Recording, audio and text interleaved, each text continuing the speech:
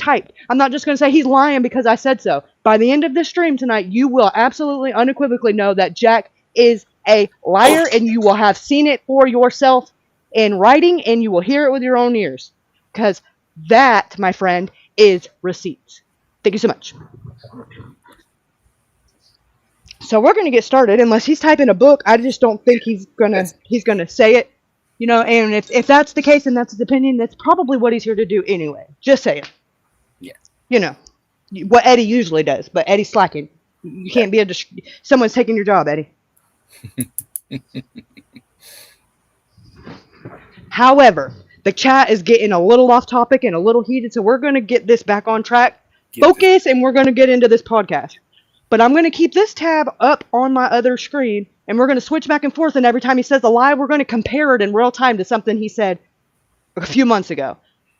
Okay, what do we got? I already agree that Jack is lying? So you think they're both lying? Touché. Touché, that's different. However, I don't agree, but I still respect that you have an opinion, even if it is not followed with any... I mean, not saying that you don't, but apparently you don't care about it enough, not passionate about it enough to type it and explain it to us so that we can decide for ourselves. However, it is an opinion and it is yours. Let's move on. Yes, I digress. So, let me say this. With everything that I say over here is alleged and is not 100% factual. It is my opinion based off my research. I encourage you to do your own research and form your own opinion. And I also want to say that this is completely coming from shit that Jack has said.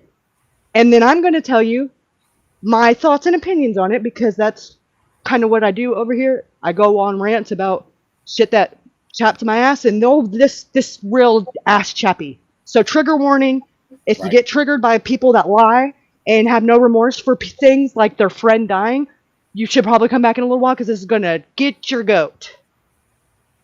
And all that good stuff. So let me put the banners up, switch to the screen, and let's get started, because they're just going to dive right into this shit. Not even going to dip your toes in it. Yep. Relying on referrals and cold hours. Shut up. Oh, sorry. On one today.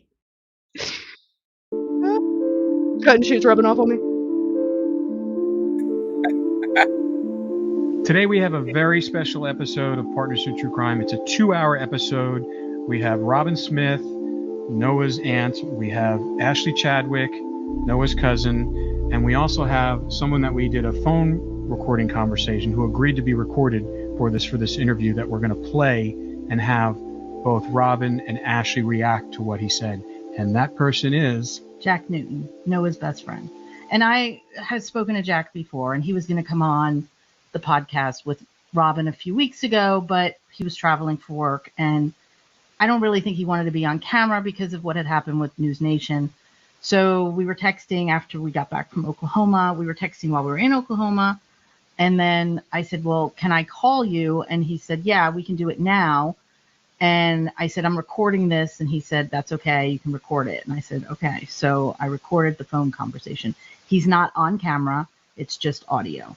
But we also asked Robin and Ashley to come on and listen to the recording. And I just want to be clear, like, we want everyone to have a platform to speak their truth. And this is Jack's perception of what happened that night. He was Noah's best friend. I'm not gonna, my opinion doesn't matter. Yeah. I just want him to be able to talk freely without everybody just immediately attacking him. Yeah, we wanted to give him the benefit of the doubt for everything. He's Noah's best friend. He was there. He saw him, one of the first people to see him dead. It's got to be a very traumatic situation, regardless of all the information that's flowing around there. So, you know, but at the same point, he's been talking on the record to other people, other media sources, News Nation. He's did an interview with People Magazine, as well as some other organizations too. So it's important that if he's putting this information out there on the record, it should be consistent. His story should be consistent. So the purpose of this podcast is to allow him to tell his story almost a year later from Noah's death and to find out what really happened. That's the goal here. we're not pointing fingers at him, but if your story's inconsistent, you gotta answer to that, and that's hopefully what this call and this recording points out. And we wanted to have Robin and Ashley here to listen to this and react to this, because Robin's has been very close to Jack. I mean, Jack has spent a lot of time with them, that family, and Dalen. So it's got to be hard for these people that are very close to each other for something horrible like this to happen. So we don't know what's going to come of this after this interview, but I think it's important, as we do continue this investigation, both with the law enforcement and PIs and all this information that's coming out, is to make sure people get on record, make sure their story matches up to what happened, and figure out what happened to Noah. So this is what we're going to do. And so what you're about to hear is a 2-hour interview with Jack and Cindy. All right, so welcome back to What Happened to Noah Presgrove. We have two people you've seen before in the podcast.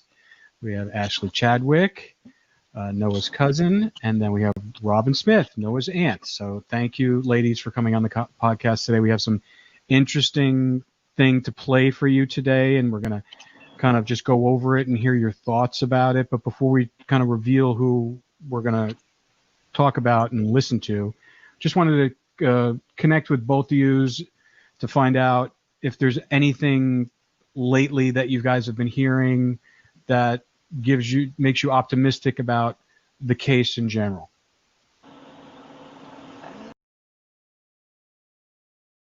Sorry. So what I just translated that as is he's a troll. That's what that statement meant. Thank you so much. Thank you so much. However, I welcome trolls too, because I mean, what would we do without you? Right. Douchebag.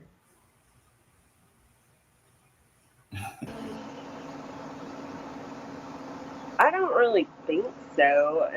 There's not a whole lot of information coming our way right now, so Yeah. at least not verifiable information. And Fuck Gray Hughes. He's a douchebag too. God, I know there's a lot of rumors and a lot of, online social media chatter and stuff like that. But do you feel like, if anything, law enforcement's keeping you abreast of what's going on and at least letting you know that they're continuing and working on the case? they keep telling me that they're, working on stuff, and I get little updates and stuff, but nothing huge that I'm aware of. So. Yeah. Now, also, we got a chance to meet both you guys in person last week, which was awesome to kind of see and hear your thoughts and experiences about going through this. Met a lot of people from the family there, and we'll go into some later details about that. Oh no, B, I absolutely think he's involved because he knows and he's not saying anything. And as far as I'm concerned, any one of them that are involved with that knowledge, even if they didn't lift a finger and didn't do anything in the cleanup, but they just knew and kept their mouth shut, I think they all should do the same amount of time in prison. And let me be very firm when I say that. However, I have changed shifted my thoughts just slightly to where I think he's just dumb enough that he's not speaking up for the wrong reasons, as in he's thinking with his pee-pee, and it's because of that, he's going to be the one that takes the brunt of it all. I do think he's guilty, but I just now don't think that he's the guiltiest one. Right. If that makes sense. And it will after you listen to this, because I'm going to pause and break it down, and I'm going to let y'all know every time I get triggered, and it's going to be a lot, so buckle up, Buttercup. I hope y'all ain't got nowhere to be. And to say this, that Jack has also told the family members a lot of stuff that in this interview will be like, what the fuck? And you'll see it on their faces. Well, even though you're a little douchebaggy, I can at least say we can agree on that, Texas boy.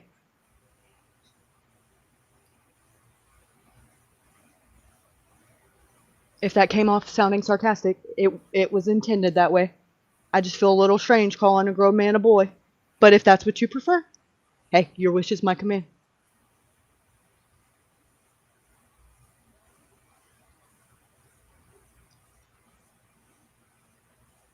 And Ruben, if you want me to pause, just like yell at me to like, hey bitch, pause. Just something so I hear you. Or most deaf. For the most part, if you start talking, even if I don't hear you, like I'll see your little avatar bubble move and I'll know to pause it. Right. Or Pause. there's always back chat. If I'm paying attention. Just kidding.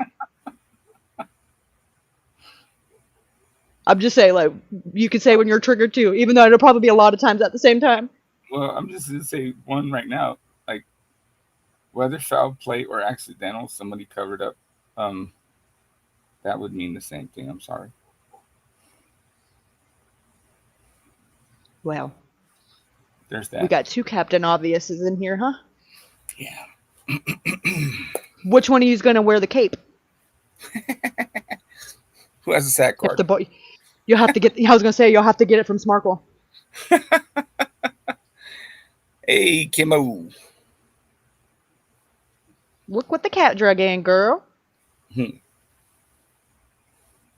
All right, so we're gonna get into this because, like I said, you're not gonna have you will be very so much hearing our voices because we gonna pause this bitch like every 5 minutes, probably more than that.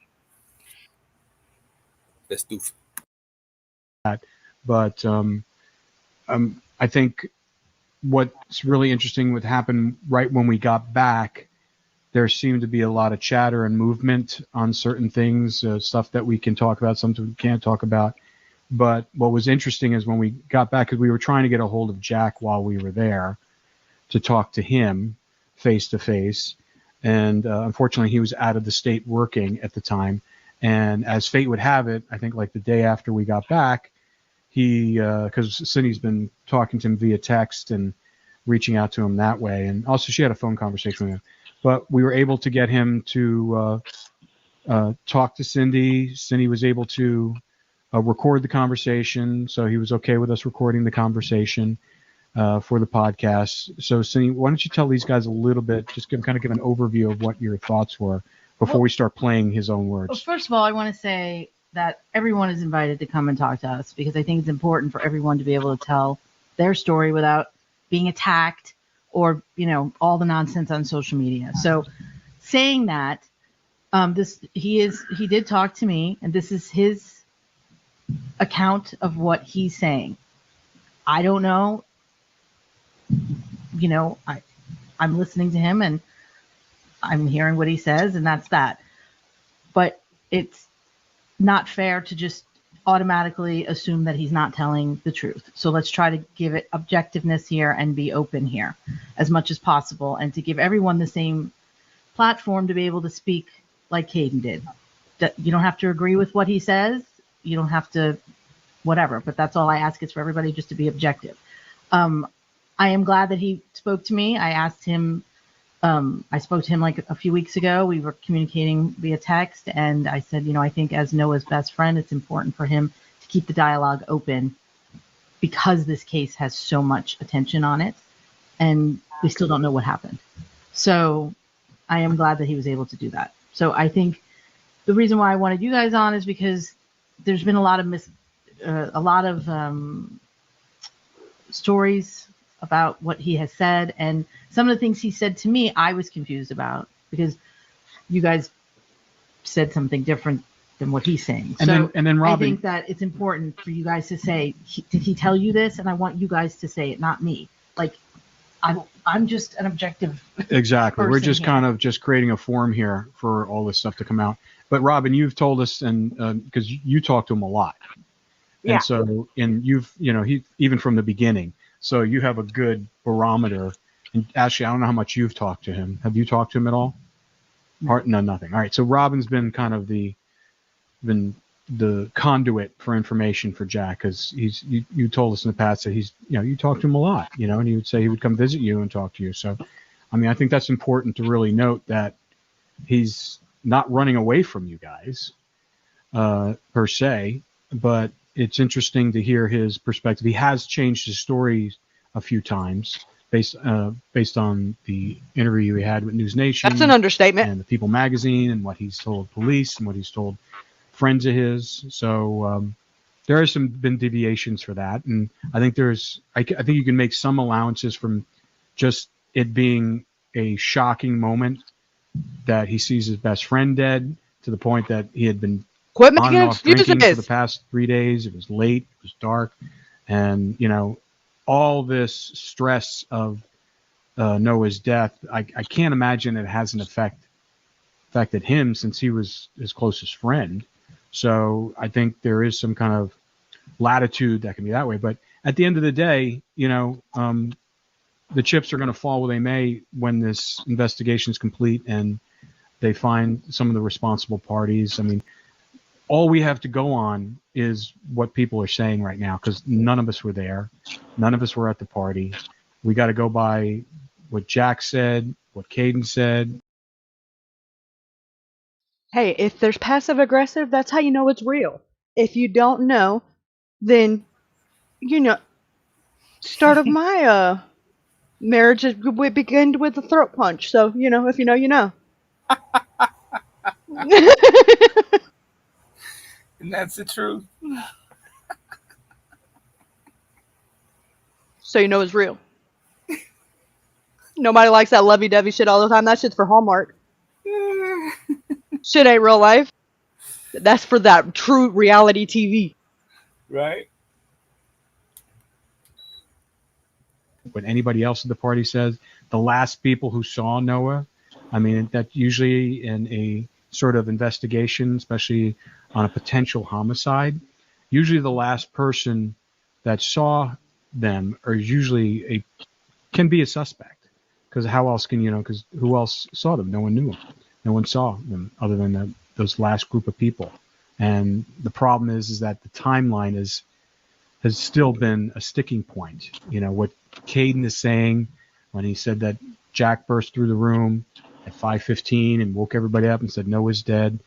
We've heard some recorded testimony from one of the Tylers there, and he seems to think that Caden's timeline's off. Some, from when we're hearing with, Caden and his family, they had his phone completely, stripped down and looked at, and as far as what they're telling us that his Caden's timeline matches up with what he's saying. So there's a lot of inconsistencies right now, and as far as we don't know exactly who's telling the truth and what's accurate time-wise. So it's confusing. So I'm glad Cindy was able to get him on the phone and get him on the record and allow us to record the call for the podcast. But I think it's going to be interesting to hear both of yours viewpoint, because you guys are so knee deep in this, and even from the get-go, from when you found out Noah passed on, I'll be interested to hear your feedback and whether or not is it match up with what he's told you in the past? Does it match up? Is it changing again? Because stories do change, and just so people know, I mean, as far as a police investigation, statements can change all the time. They can change right up until a person has to give testimony in a criminal court case. And I just want to say, for me, Caden's story has stayed consistent. So I am very inclined to believe someone whose story has stayed consistent. I've met Caden in person, and I do believe his story. So saying that, and I told Jack that. I told him on the call prior to this. I said that I've spoken to Caden, and I do believe what he is saying to be what he saw and what happened. So I just want to make that clear. I'm not calling Jack a liar. I'm just saying that I do believe that Caden's story has some merit to it. Yeah. All right. Is there anything you guys want to say before we dive into this to see what you hope to get out of this, or no? You just want to hear it? Just want to hear it. Okay, cool. All right. So I'm going to start playing it. And just let me know. Just put your hand up whenever you want me to stop it if you want to comment on something, okay? All right, so can you tell me a little bit, Jack, thank you for talking with us, first of all. I just wanted to say thank you for giving us your time. Can you tell me a little bit about your friendship with Noah and how you guys met? Well, we met when I was probably 5 or 6. Went to this little tiny country school out there, kind of like Manchi. And then he moved to. Is it a problem for Caden? Because that's absolutely what happened, and it is the truth. And he said that, and he said that he wasn't. He said his reasoning for that he wasn't thinking that the adults on scene at that time hadn't already called. And hindsight being 2020, he wishes he would have stopped and called. And even with that knowledge, there would have been 3 calls if that was the case, because he didn't. He just assumed that the adults would have made the call. So if that makes him complicit, then they're all fucked. If that's the case, however, Caden is done way more to right that wrong, which he knows is wrong and has said is wrong. And I doubt with his lawyer there will be much that happens. And I promise you, whatever that is, he would be very much so acceptive of those consequences, because he knows it was wrong and he feels absolutely extremely guilty about it, and it keeps him up most nights. So, if that's your smoking gun, let me go ahead and put that one out for you too. Got any more for me before we get going? And if that makes him guilty, then what does that say for the rest of them scroungy, slimy little cowards that ain't said shit? Correct. Like, what he's saying doesn't even make no sense. Like it's some like it's some ground, some big revelation. No, that Caden said that out of his own mouth, and he feels like shit about it. So, why rub his nose in it like when he already feels bad about it? Why don't you go rub the kid's nose in it who are up here with no remorse, that got way more to be guilty about than Caden? Caden's the only one doing the right thing without having to be, without threat of being in trouble. He did the right thing because it was the right thing before there was any heat or any scrutiny or anything, and that counts for something in my opinion. And I know I'm nobody and I don't have an opinion. However, this is my channel, so you're gonna have to listen to it. Exactly. What about all the adults? Or better yet, what about the? Don't even get me started. Don't even get me started. It's just. He moves to Ada, I think, from there, and then moved back to Duncan to Horseman. And after that, he came to Comanche. We were in the 6th or 7th grade when we got back to each other, or started hanging out again, or whatever. And we went all through high school and all that stuff. So you guys are best friends, because I saw tons of pictures. It looks like you guys were always together. Oh yeah. I mean, everyone has said that you guys were like inseparable. Yep. All right. So the weekend of the party, what was that? Were you dating Carter for a long period of time before that? No, we kind of sort of just got together. Okay. Probably like. Okay, first red flag, or not red flag, that confirms. Remember, Ruben, what we were talking.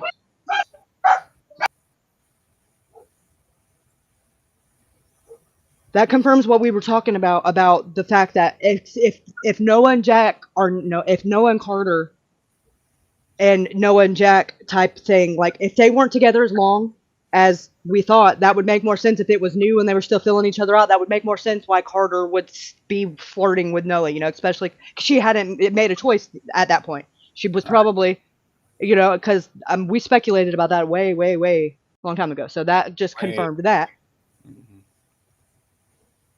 Who's cooked? I was just gonna be like, are you literally talking about like they're cooking them, like hot dogs?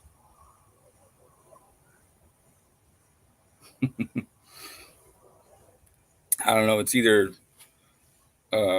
somebody would on Stevie's side or some shit, to use some weird ass word like cooked. You're cooked, man. Oh, you're sitting over here to distract. Well, guess what? I can multitask. I can deal with you and talk shit back to you and still stay focused. So you're going to have to do better than that, you little weirdo. Boy. Thank you. You can't troll a troll, just like you can't con a con man.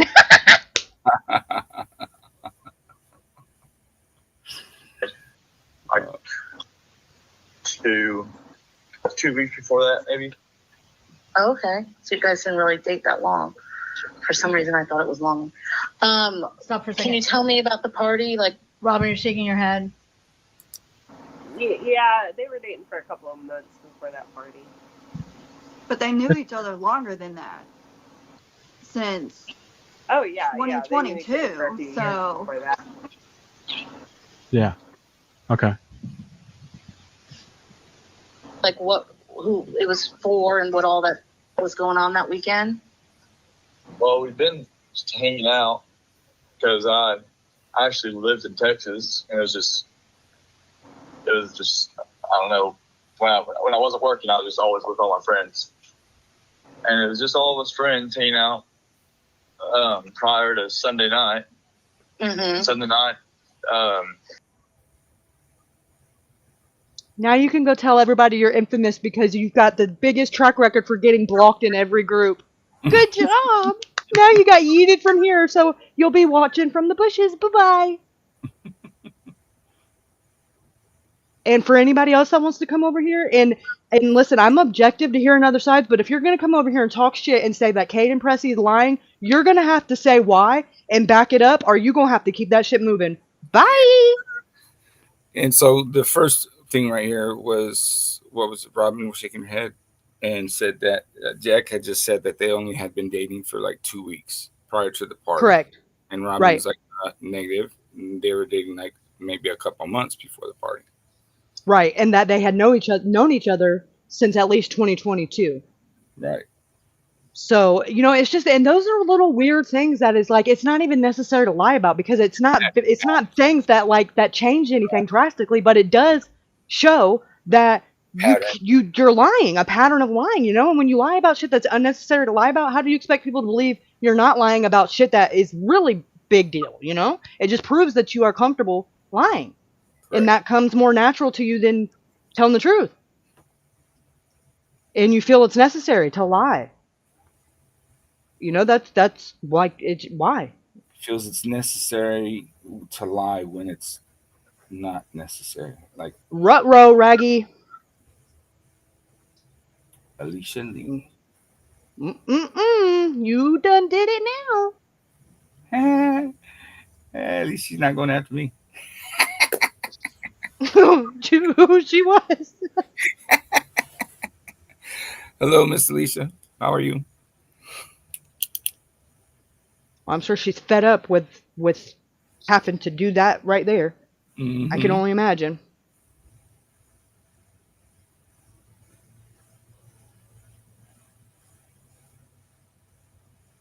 Yeah, so that's exactly what I was saying too. Like, it's not like that's something that's been hushed about. Like, Hayden has said that, and he said why, and he said how he felt about that and how guilty, like how he wishes he would have, but he just assumed the adults.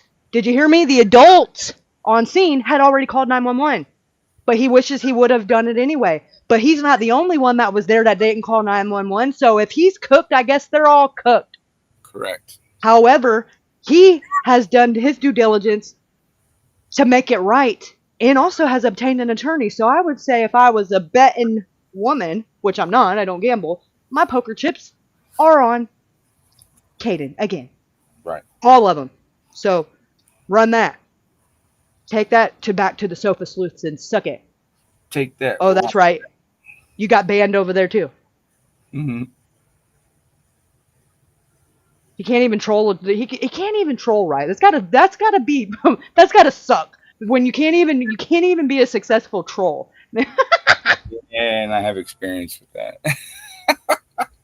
Well, he did too, because that's why I said Davidson, because he started out trolling everybody with his real name. His screen name and everything was Trav Davidson, and then he comes in as the Texas Boys as a dig to be funny. Well, that sounds to me like if you think that's funny, then that's some like Stevie Howard humor, and that's a little weird.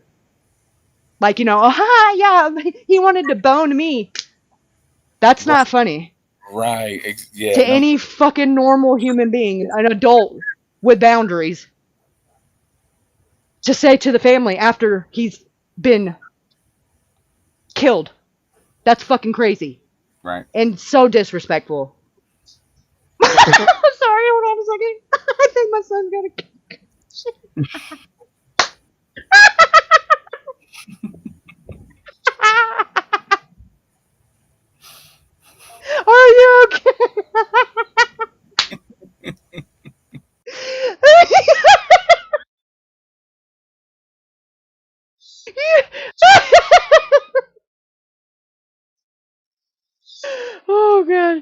Oh god, I'll be back. People got invited for a birthday party, Mm-hmm. and then yeah. I mean, before that, it wasn't like a huge party every day. It was just me and my friends hanging out with Carter and then.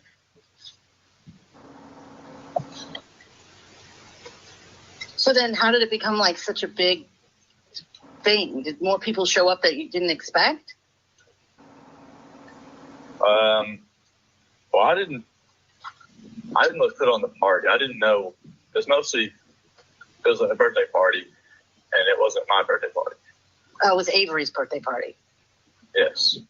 Okay. Were you friends with Avery and Carter before all this happened, or no? How did you guys meet that? I've known them forever. Okay, so you've known them for a long time too. Okay. Was Noah ever dating Avery or anything like that? I mean, they were just hanging out. Yeah, that's what They weren't dating. It seemed like you guys had lots of girlfriends. That's what I've been told. I've been told you guys had lots of girlfriends all through the years. Is that true? I don't know. All right. What was Noah like? Tell me a little bit about his personality. What was he like? Just always just laid back, ready to have a good time. No, I have not. I'd kind of talked about it in passing, but I have not because honestly, because that little troll came in and distracted, and I was kind of humoring that, and then I started the stream with a little bit of going back because what the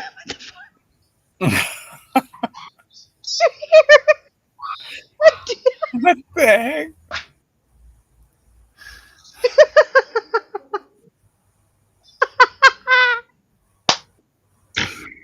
Oh god. It's my youngest son and the middle son fucking clowning each other.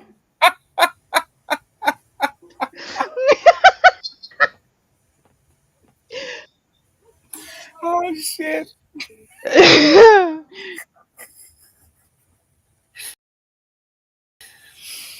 And you played something in the beginning. Yeah, I was showing because most of the stuff that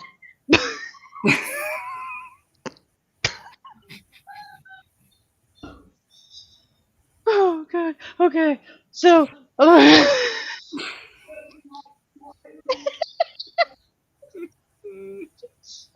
sounds like a fucking chimpanzee. Definitely He your sounds kids. like a chimpanzee. Meanwhile, hold on, let me go put my monkeys in a barrel. Definitely your kids. They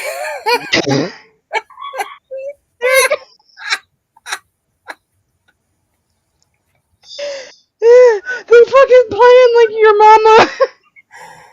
Oh shit. And he's like, "Oh, your mom. They're just so cheesy, and they're fucking. They're laughing at each other. So fucking. I don't even care. Like the one.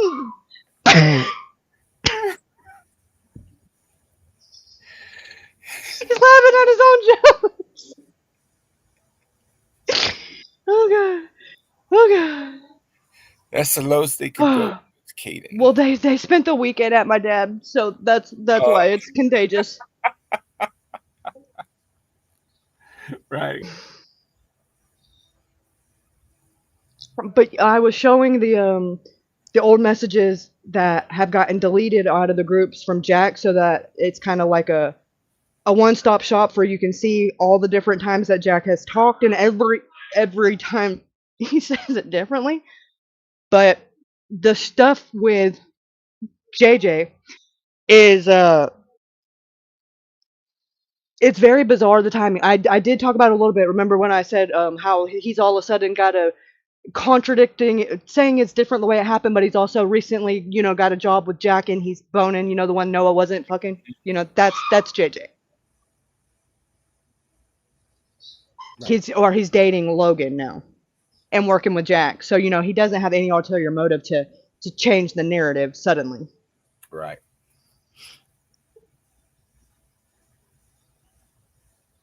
All right, so let me real quick so you guys can see this while because I did queue it up.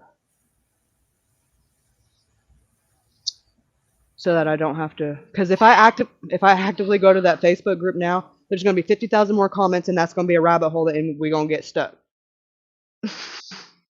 So I told myself no more going to it live. I'm just gonna take screenshots because then it's like I never get to what I was supposed to get to, because it never stops. It's always something over there. Fucking Sophus was yeah. All right, let's see recent. Alrighty, here it is. No, that's just kidding. That's fucking slimy Jeremy Wilson. We'll get to that too. So much stuff. That's here we go. No, that's the boat.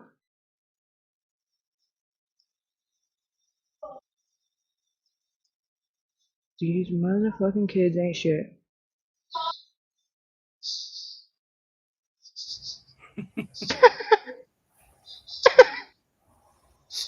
Oh god. Okie doke. No, this is their like what they're laying in the bed like talking shit to each other as they're going to sleep. You just don't hear the jokes, you just hear the middle one laughing at his own jokes. So he's cracking himself the fuck up.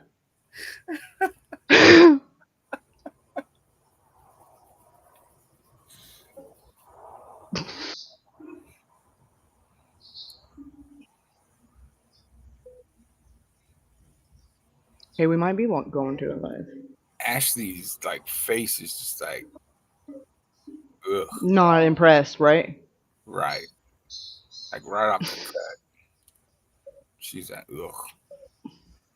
Yeah, no, she's got like I do. Like, there's no denying. Like, if y'all see me live all the time, y'all would know like how much I feel. Resting bitch face is like I was born with it. My face would tell on me like all of the time.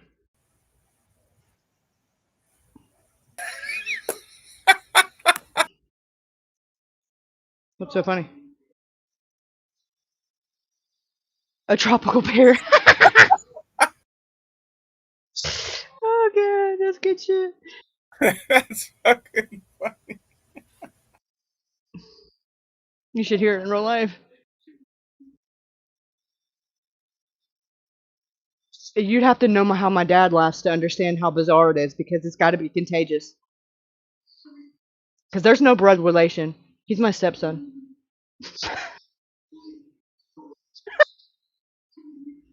If you know, you know. Right. Oh, yeah. To your question, Ruben, absolute. Like, well, yeah. Okay. We've gossiped like gossiping old biddies about that, because Yeah, that was fun. we were kind of comparing notes about who she's got ties to exactly, you know. Right. Mm-hmm. And oh shit. that, yeah, and it was bizarre because it's like, I mean, if she didn't have to talk about it at all, you know, and that would have been fine. She made it a point to. That's what's fucked up. Like even more fucked up. She made it a point to bring that up and say how she said that shit, and it's like, oh, that's wretched right there.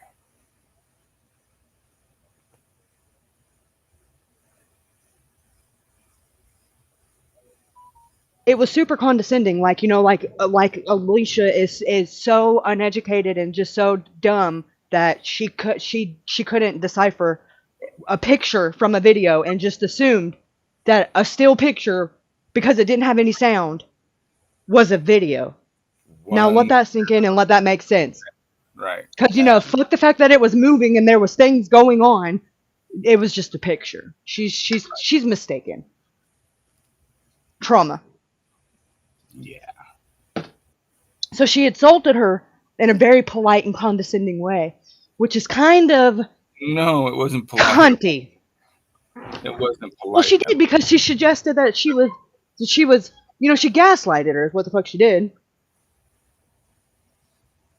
Like insulted her intelligence all at the same time and said, oh, it wasn't a video. I don't care what she saw or said. It was a picture because this is my narrative and I'm the one with the license that I just got like 11 days before Noah passed away.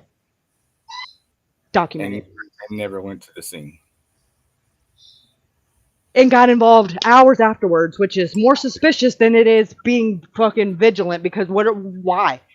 Well, at that point, there was nothing that said that the police weren't. How did you know the police were going to fuck it up at that early on? Why would your services even be necessary hours after the fact?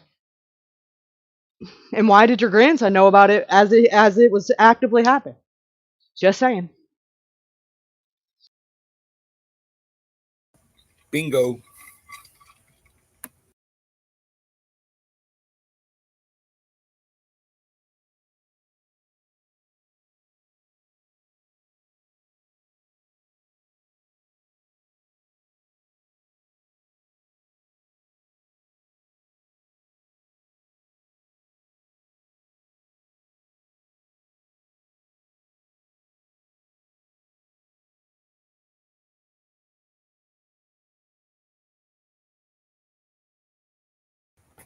What are we looking at here?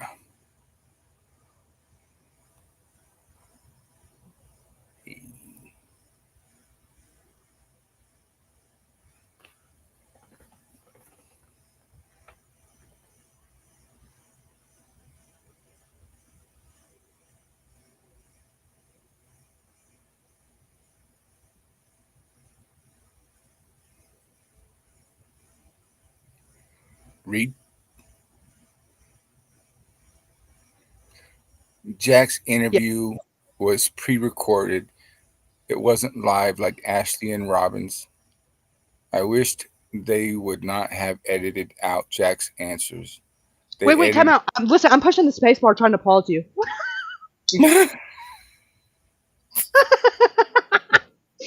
Okay, the reason why I wasn't live is because Jack ducked him.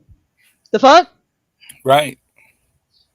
They were in town for like a week, and everybody, except them, that completely declined their offer to be interviewed, and didn't even want to do it on the podcast live. Had made up every excuse. So, he didn't have the opportunity. No, he had the opportunity. He ducked it. So, just to be clear, because that's what we're doing here, we're clearing the air.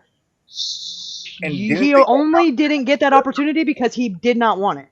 Right. Didn't they go out there for that purpose though? Yeah, they went and made it known that if anybody wants to talk to them and give their side of the story that was there or knows Noah or just wants to speak, that has any kind, that even just knew him in passing, this is where they'll be. Come get up with me, and we want to hear everybody. We want to talk to everybody. It can be on the record. It can be off the record. And the only ones that took up that offer was Caden Pressey and Noah's family.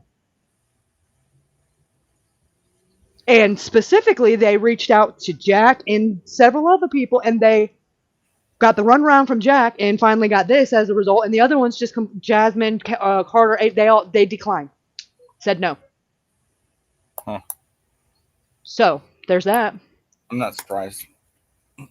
Nope. So don't say you weren't given the opportunity. You didn't take the opportunity. There's a difference. Correct.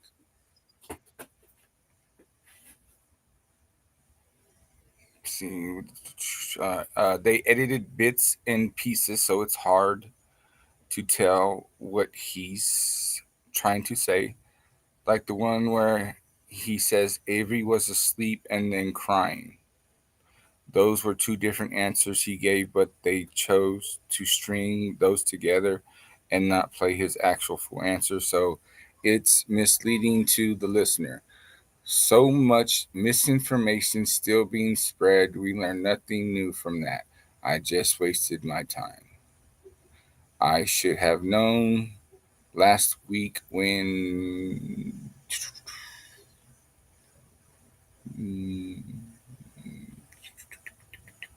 these podcasters posted a video.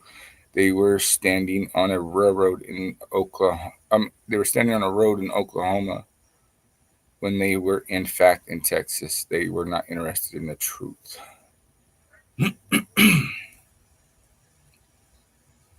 What the stuff? Okay, this is about as insignificant as a detail to point out as macho true crime god came in here with. What the fuck does it matter?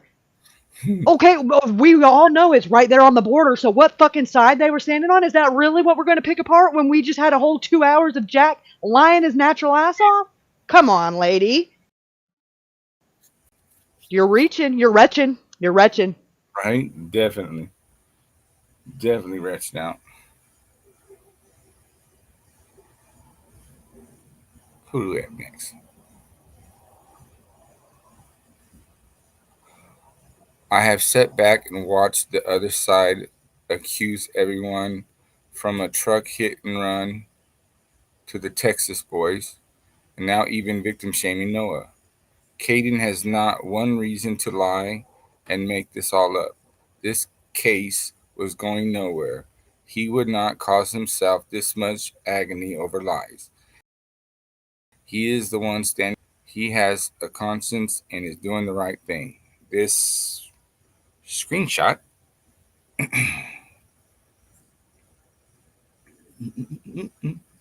right here is so sickening.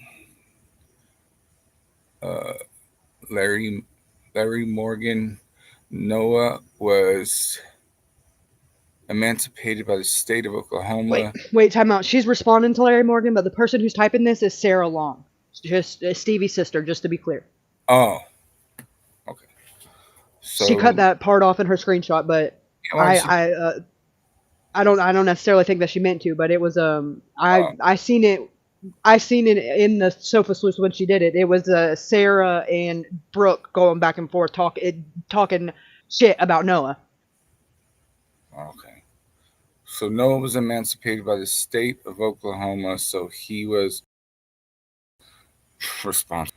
Noah also had a cooler and brought his own alcohol. Whiskey he stole from his grandma's house, and beer that an older boy from Comanche named GH purchased for him. Police had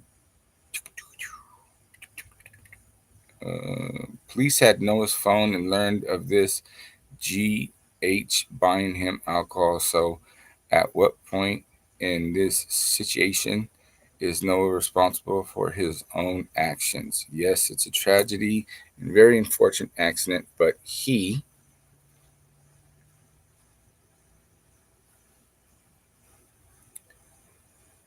I guess that's it. And this is Noah's grandma's response to that.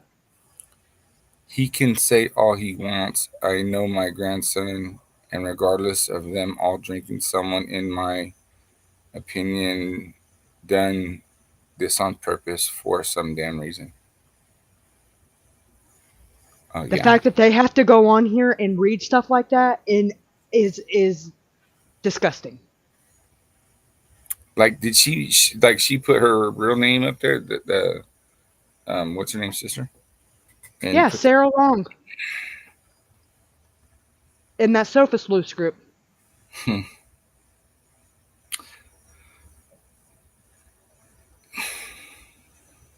Okay, so let's just say, okay, she has a point. So then Jasmine, who is what, 22 at the time? In Avery. And Avery, which is how, 22 at the time as well? It was her 22nd birthday. 22nd, right? Yeah. Where did they come responsible? Where are they responsible for? Never. Not for hosting it, not for none of it. Just the rules don't apply to them. Right. So there's but that. Noah's responsible for his own death because he was drinking at a party that the alcohol was provided by your niece. Right. I don't give a fuck if he brought his own alcohol. I guarantee you he was out of that the first night he was there, boo-boo. Mm-hmm. They were drinking like fish. And and he had beer in his fucking pocket. And who bought the beer? And isn't one of them like fucking being like a bull and fucking running into like I don't know particle board or some shit like that. Oh, that was Carter, the one that was sober as a cucumber. And wasn't she the Drink that near designated none. driver? And she was the designated Apparently. driver. Right. So when are they culpable for anything? They're culpable, but they're not gonna be accountable. Yeah. So they think. Right. So this is what Alicia was referring to. We're gonna dive into this. You see who's posting it, and I'm entitled to my opinion. I don't think Tim is real. I think Tim Howard is Stevie Howard, but that's my opinion, and I'm entitled to it. We'll find out right now. No. Putting the golf club theory to an end. This is all the information we need. Thank you, JJ, for speaking up. We appreciate you greatly. Now, why is KP lying? Huh? Mm-hmm. Just wait.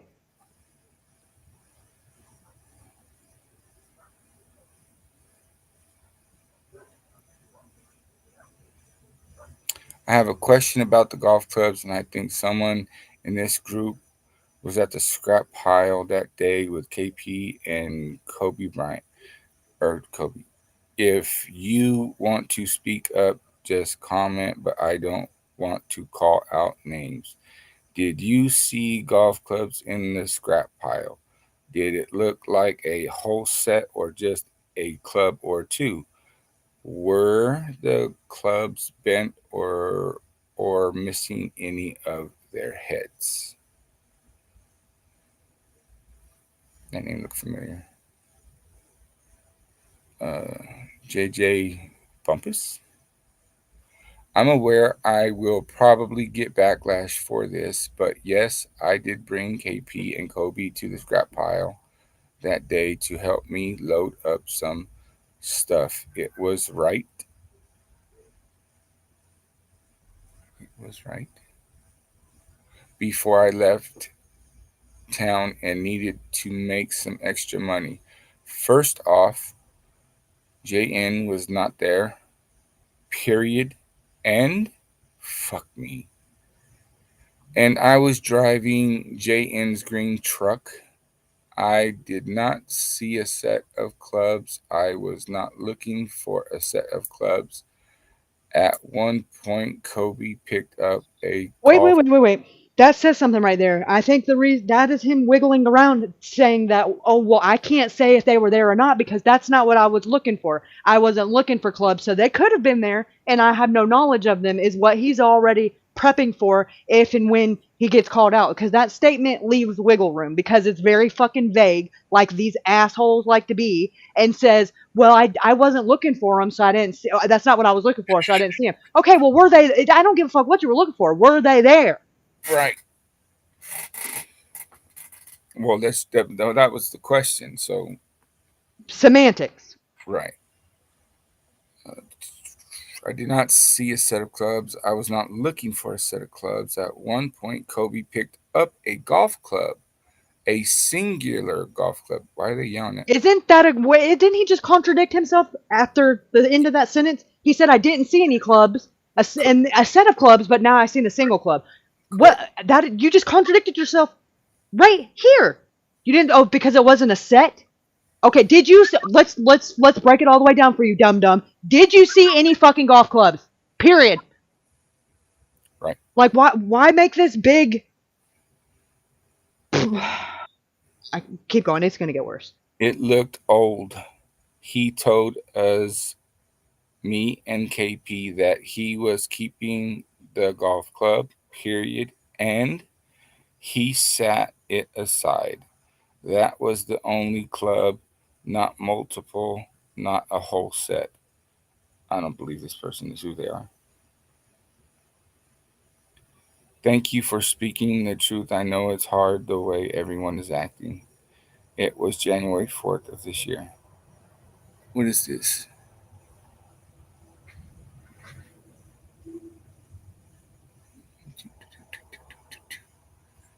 Oh, shoot, I can't read that. False. We went to Terrell December 22nd. The scrap was hauled January 4th. Not related at all and was not the next day. Next day I came to Duncan, went home, stopped by KP's, went to family Christmas, and went back to Terrell. One day, shy of 2 weeks later, I asked Pressy to help me do that load, and Kobe just kind of came along. He did not make any money. We were not trying to get beer money. Jack was not there when he grabbed the golf club out of the pile, and nobody told him to put it back because I literally did not care. It was just gonna get scrapped anyways.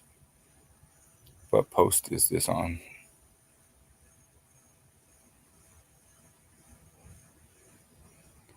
I'm not calling KP a liar.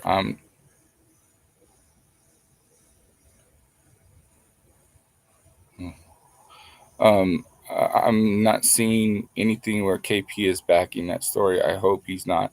Jack and Caden are both like brothers to me, and I hate being drug between stuff, but I spoke the truth. KP on his podcast told everyone Jack Newton told him to throw the golf club back in the scrap pile, and people have been using that as ammo to prove Jack Newton guilty. We know you are telling the truth. Have you not seen that? We'll have to go watch it. I've tried to stay away from all of this crap. Isn't it this? But here you are. Isn't it this person's thing? No, he's in the sofa sleuths Hmm. with the rest of the. Numbnuts? Mm, You can tell by the way they spell. You know, I mean, I can take you through scroll through the members right now, and just the first 20 people will tell you who is on what side. That's how the sides became sides. Right.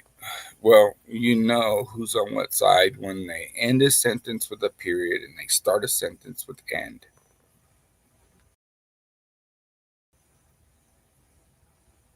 Please do. KP's mom even stated, now let's talk about where these golf clubs are. Please watch the podcast. He goes into full explanation about it. If you don't want to answer, it's fine, but do you believe Jack? Negative. I've stayed out of it because I'm close with both of them. It's never been my place to call someone a liar when I wasn't there. But with this, I was there and I know who else was there and what happened. Why do fucking people come in and say this shit and like they're not saying like who was I'm fucking not there? calling Caden a liar. I'm just saying that everything he said wasn't true. Okay, motherfucker, quit tiptoeing Right, around it. If you're gonna come on and say some shit, have some balls and say it with your chest. right. I listen to everyone. Everyone has their. Oh my Yeah, god. this is because he can't say what he really wants to say because he probably won't have a job, a paycheck, or a girlfriend. And I'm saying what I'm saying. And that really triggers me right now because I got a real life situation that's just really it's really just nailing all the freaking, hitting the nail on the head. Grow some fucking balls, you buffoons, and you know who you are. All of you. JJ, I'm talking about you right now, you little bitch. Everyone has their story. Everyone is innocent until Not in they're my eyes. not Like, you in. just, what, that was just, those are just, that whole Fuck statement me, just says nothing. Until they're not. Well, when are they not? What makes Jack. it not? Because you're not calling them a liar. You're just saying that you were there and it's not true. So that is textbook saying he's lying. Say it with your chest, bro. Well, well, when you're saying there and you're talking about over there and not their shoes or their Well, yeah, property, well, I don't know that, he very smart. I'm not bumpkin because they can't even fucking use grammar properly. So like, toss it to the side. Thank you for your honesty. I have never met anyone involved, but I truly feel for Jack. I don't think he expresses Simp. himself well, and the, and the accusations are horrible to be accused of killing your best friend. I really hope the truth comes out so everyone can heal. Everyone can heal. How about some fucking justice being served? Shit, Right. motherfuckers. Exactly. Like, Get honest person. because you said so, right? I guess because it's in all caps, you know it's fact. Like, why are they screaming at me? Thank you for speaking out. I hate it that so many of Noah's friends feel like they are caught in the middle. I wonder why that is. I honestly think they wouldn't feel that way if everyone was telling the truth. I think there is one friend that is the most vocal who is perceived as to be carrying all the truths. I don't believe the loudest one is the most honest. What the fuck? The loudest one, or the one that's the most consistent, the one that's the most detailed, the one that's the less triggered when you ask him a question, he doesn't get defensive and he answers it the same way he answered it 8 months ago, 9 months ago, 2 days ago. But the one that tells a story differently every time he's asked, whether it's been 8 hours or 8 months, that's not suspicious at all. That's just a traumatized teenager. No, that's a lying little fucking weasel, if you ask me. Well, for one, the whole thing is just dumb. I hate so many Noah's friends feel like they're caught in the middle. Well, no shit, because between Noah's body and them, it would be the middle. So there's that. And then who's carrying all the truths? What does that mean? Like, is that Yeah, like, because somebody wouldn't have to if these little fucking scroungy fucks would get off their ass and speak up. Somebody wouldn't have to carry it all. But glad you recognize that, is dumb it like, bitch. is it like in a backpack or like in a chest or Probably in a fanny pack or something. something like that? Like perceived, who is perceived as to be carrying all of the truth?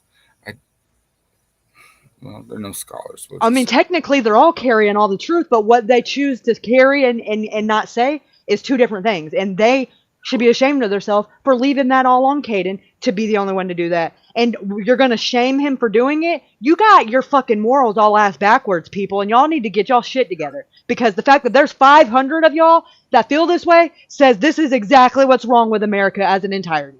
I said what the fuck I said. Right. Idiots. Well, fucking either idiots because look at this dumb shit. Again, what the Exactly. And they all got the same information and are able to read it and hear it the same way. And this is the conclusion they come to. That's fucking scary. And there's 500 of them. Trapper Noble for sure.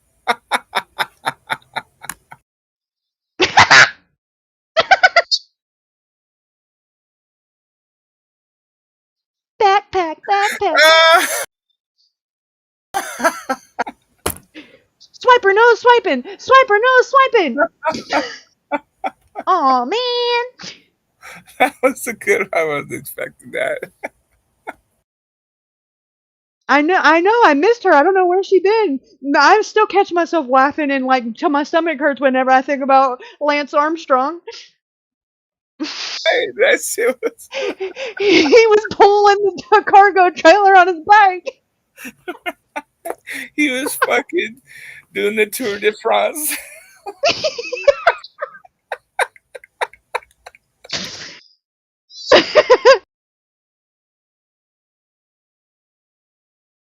And then he was hitting the moon.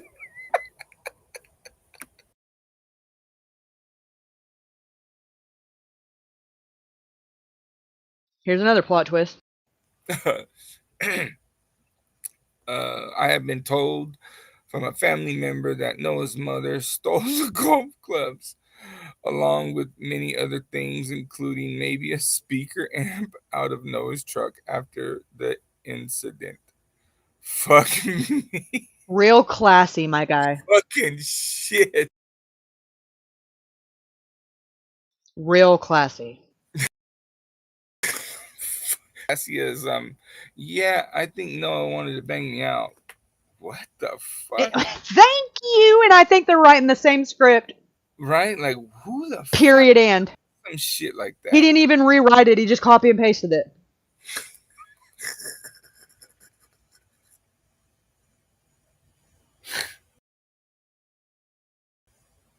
Fuck, man.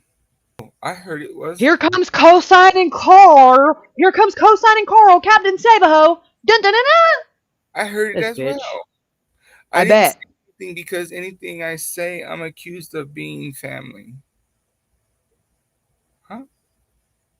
Trust and believe, baby. Ain't nobody accusing your little fucking West Virginia ass, goddamn little bit too much space between your eyes ass of being related to Noah. However, I do think you're in Stevie's back pocket considering she tagged you directly last night and said you were her favorite. That's fucking very telling. Yeah, bumkus. Trust and believe, ain't nobody thinking you're part of Noah's family. You're too fucking dumb Yes. to be saying shit like you say. That there's no way you could be related to Noah and feel good and let that come off your tongue, because you would, if you even knew Noah, you would be repulsed that this is what y'all are in here speculating about when he's not here to defend himself because of one of these scroungy fucks. So stick that in your juice box and suck it, you sofa fucking shit idiot. I digress. See, this is why. See why, Alicia. This is why I had this saved for the end, because I didn't want to be this triggered this early on. Work. But it's okay. I got a mute button. Next. Beep beep beep beep beep. Oh, here we go. Do you know what family member told you that? Yep. Yeah. That's all we get. Don't say who. Right? Like, what the fuck? Let's just answer questions without answering the actual question. Could you say the name? This is information that will help get justice for Noah, because it is shutting down the slander and lies that these people are having to face. You're more than welcome to even private message me. Timeout. Timeout. Timeout. Flag on the play. Call in a fucking penalty. Okay. This will get justice for Noah because it's something that is completely irrelevant to what happened to Noah. But in the same time, it will slander Noah's mom at the same time. That's what's relevant, because that's what we're really about. We're about drama and deflecting and getting the attention on shit that's not necessary, rather than talk about the fact that those golf clubs were probably actually used and why Noah's not here. Please tell me again about what justice means to you, Stevie. I mean, Tim Howard. I'll wait. Thank you so much. Please tag me so I can see it. Thank you so much. And he was one of the supposed callers, right? Callers? No, 911 callers. they're both Tyler. This is just so 911 happens to be. This is the one that Carter was messaging to. You know, that just popped up out of nowhere. That got Okay. the same last name as them and has no friends that are anybody other than a bunch of people in another country and Brooke. Yeah, and just popped up at the same time. Stevie disappeared. Fuck. Tim. Tim to Tim. Right? That's pretty fucking Also, tight. the one who created, runs, moderates, and manages single-handedly by himself the Sofa Sleuths group. So, there's that. And when this group was created, it was originally created and copied so that it looked exactly like Noah's Army, the one that Justin and all them do, and so that people would join it thinking it was Noah's Army, and then they bait and switched it and changed it to the Sofa Sleuths after that. So, there's that. How weird, right? To say the least. That's fucked up. Look at American Honey!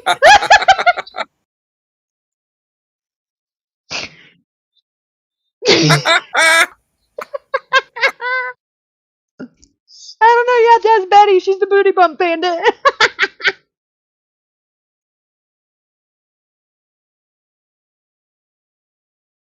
Tyler Williams and Tyler Nillens. Where'd that come from? I've heard Tyler Hardy.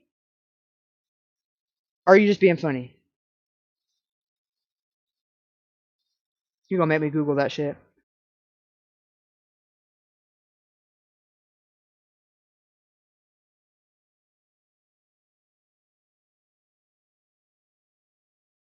I remember this name. I thought it was a weird name. JJ, thank you for speaking up on this. I know it's hard for you, those that loved Noah. I can't imagine of losing your friend and them all the crap that has happened since. You're a great friend. Pin a rose on your nose, you dumb, dingy spot waffle. In the pain of losing your friend and them all the crap. What the fuck?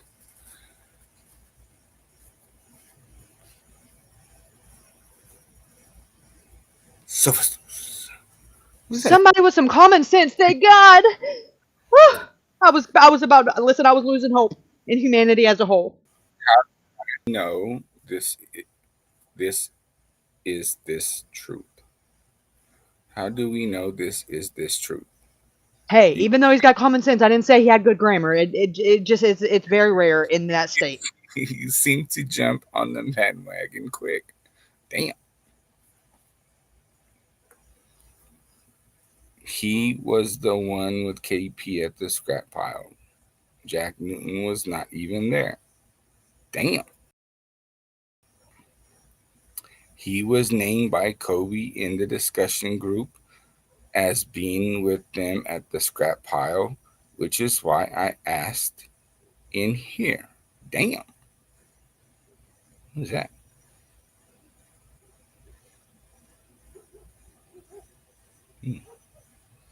Is it the scrap pile? Apparently, but since when? Who do you know that wears hard hats while they're getting scrap metal with their buddies at a friend's house? Looks like you were at work, bud, with Yeah. your little butt buddy. Why you got a hard hat on? That's a little overdressed, I'd say. Absolutely. Fucking Bob the Builder. But hey, this is your proof. I'll let you. That is your proof. This wasn't it was like a scrap pile from a person's private home, right? Or private property. I think. Oh, according to Caden, I think. Remember, they said it was at the business. I don't know if it was. He said it was like for the plumbing stuff. So I don't know if it was at the Newtons or if it was because the business is. I'd imagine it's not far, but regardless, it wasn't. It wasn't somewhere that should have required a hard hat. I mean, what do I That's know? what I'm saying. It wasn't at a business property. Well, it was their business. Because that's who he works for. He works for the Newton. Jack's dad owns a plumbing business with his dad and his grandpa, but all of a sudden he didn't renew his license. All of a sudden this year. Wonder why. Shit. Oh, did I say that out loud? Shoot. Public records of fucking some of my bitch. I mean, they're having a lot of moves. A lot of bizarre coincidences, right? Yeah, I thought the same thing. That's like, well. Why would you not renew your license? Okay. And why are you all of a sudden selling the property? Right around the same time too. Damn. And why did you trade this side by side, and why'd you sell the truck? Exactly. Why did you trade this side? And sell the truck. Matter of fact, did you take pictures before you traded it? Because we would like to know.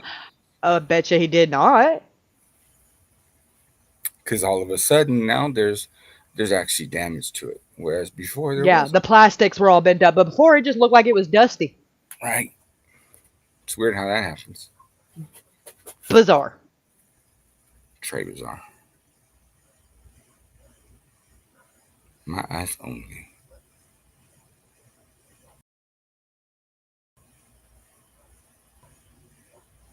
And I did tell Justin Roy that I was not aware of a scrapyard.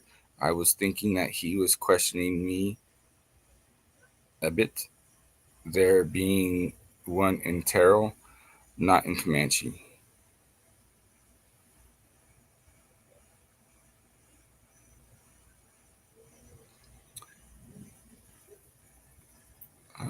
Again, thank you. We really just want to know all the truths, and we really appreciate you. Ariel, are you asking why he has? Like in general, like why a plumber, like, or just him specifically, or Yeah, are 'cause you, or in general? if he's on a job, a plumbing job, I would, if it's a commercial, I would imagine they might make him wear a helmet. Yeah, I, that just be OSHA. I mean, I don't know that it's necessary, but I promise you that it's OSHA. yeah, I think that's for commercial. I'm not sure about like residential, but commercial for sure. Yeah, Denise Rogers Arnold. Hmm.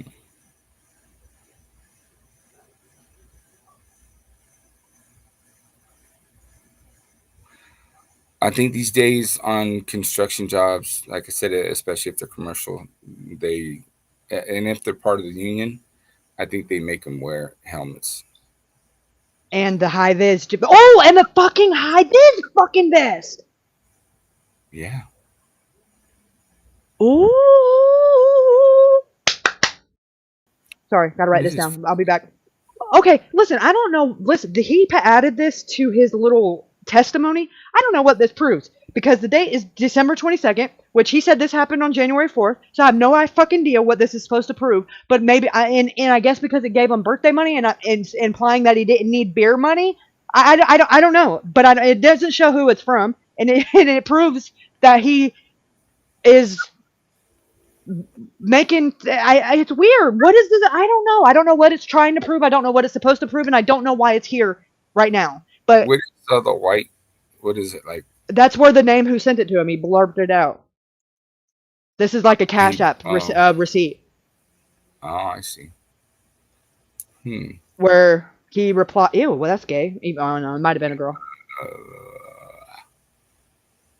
Kissy face. He replied, but saying that I don't necessarily I don't know. I don't know. But it's there. so there was. Saying that he didn't need the beer money for scrap because he had birthday money. I don't know. Yeah. Well, I mean, that's you're Amber Hearding shit right now. Yeah, Fucking exactly. Hearding shit. Okay, You're so on top of extras. this is gonna be relevant later, maybe even next stream because that's a whole nother rabbit hole that's going to take a lot of time to break down. However, I'm just going to show you that this Jeremy Wilson, you know, the sheriff, Jeremy Wilson, he goes by J Dub, and this is going to be relevant later. Dub Vander. No, Dub Vader.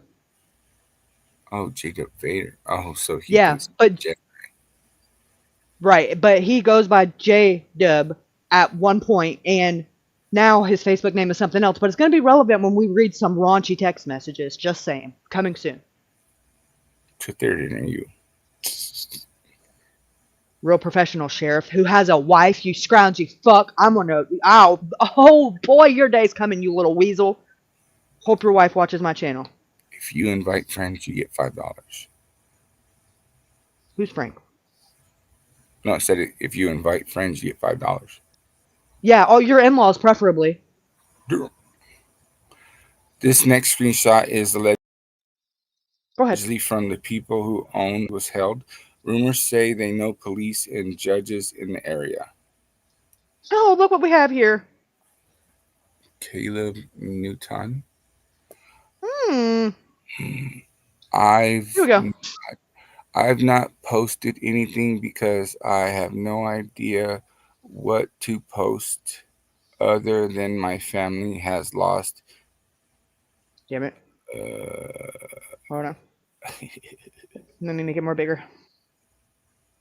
Here we go.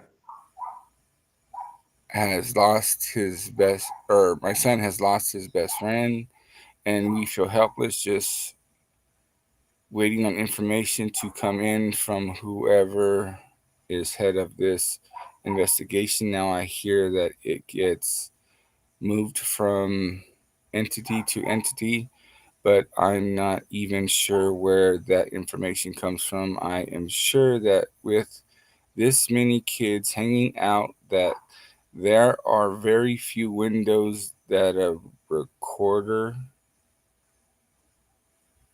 wasn't recording. What was going on at that night, I am not sure.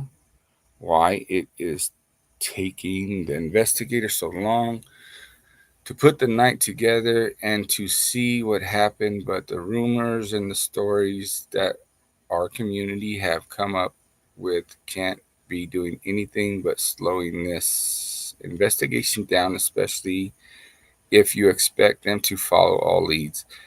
In the last few days, I have heard that I've been arrested, and I've heard I bought a lawyer, and I have heard. Hey, wait, that's some pretty telling verbiage. I've never in my life said I bought a lawyer. Somebody bought a lawyer. Is obtained a lawyer, or they bought a lawyer means that you, Right. in Yeah, my opinion, you bought them off. Like, why would you say that? Like, they're not yeah. they're not property. Well, that's what I'm thinking. Like, is that what he means? Like, he Exactly. paid My them off. obtained one, because bought means one and wham bam, thank you ma'am, they're bought, and it implies like they're property. Like you only buy one time. And what did you get a bill of sale? What are you talking about? Right. Yeah. Pretty telling I verbiage. have. My wife has left me. Where this stuff comes up out of thin air, I cannot wrap my head around. I have been questioned by the investigators because I was the first parent on the scene.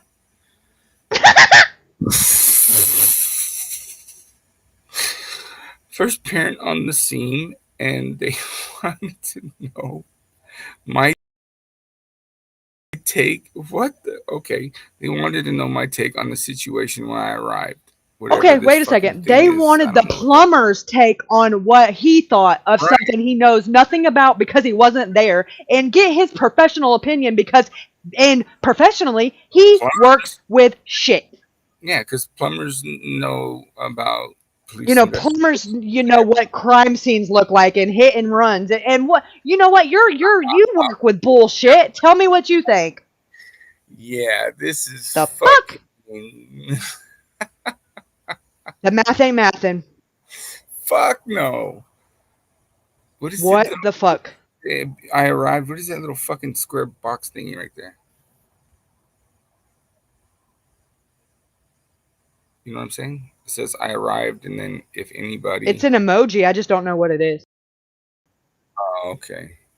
If since, as I have done with the family, I can I can tell you what I know, but I promise it is not much, and I have way more questions than answers. The last time that I saw Noah was Saturday in Loves. Now Him. wait a second. Now wait a second. Because now that we got to change again, because according to everybody else, including Jack, they all went back to Duncan on Sunday. Now it was Saturday? Right? Okay. Well, I guess, you know, tomato, tomato. Well, hey, what does Wasn't it matter? It's just fact. or wasn't he at home Saturday? Saturday he didn't get to the party until Saturday.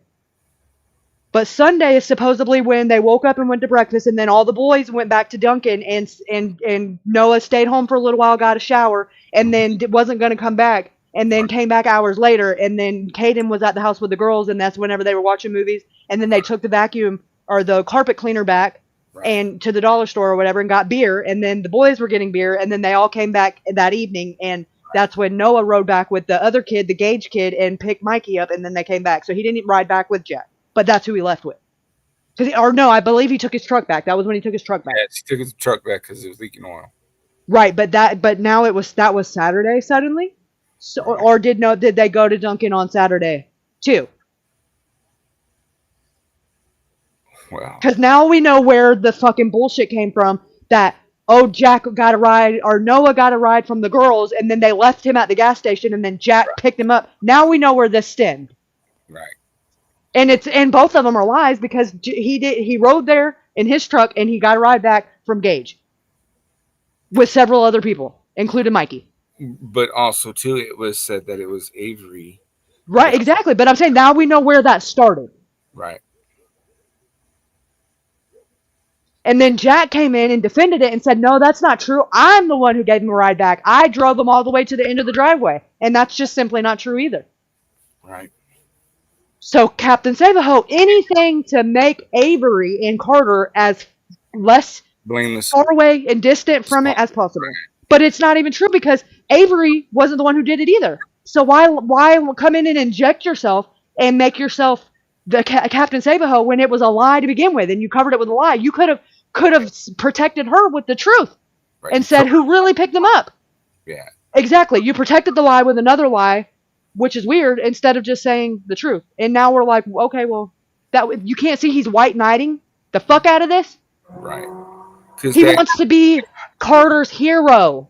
That kid states that because he was going to go home, so he actually had to go the opposite way to pick up Noah and then come back.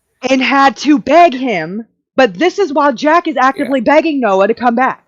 Correct. Why? Correct. Yeah. Why? That's the Why? Saturday in Love. Him and the boys were getting some Subway. He only knows about crime scenes? Right? They were about to head for Terrell. I kicked him in the butt and told him to be careful, like I have done to him since he was 5. I wish I would hugged Hold on. him. Hold on. Yeah. You've been kicking him in the ass since he was 5? Yeah.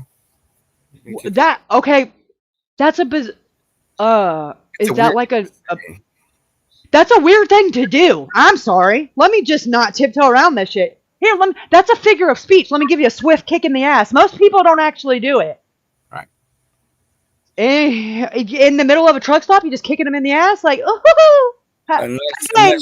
Unless you're one of them fucking alcoholic dickhead fucking dads, you know what I'm saying, that does that shit. And this ain't even your kid. You better not be kicking my kid in the ass since he was 5. You be getting a kick. I'd be sticking my foot up yours. It's just, that's bizarre and it's unnecessary to add.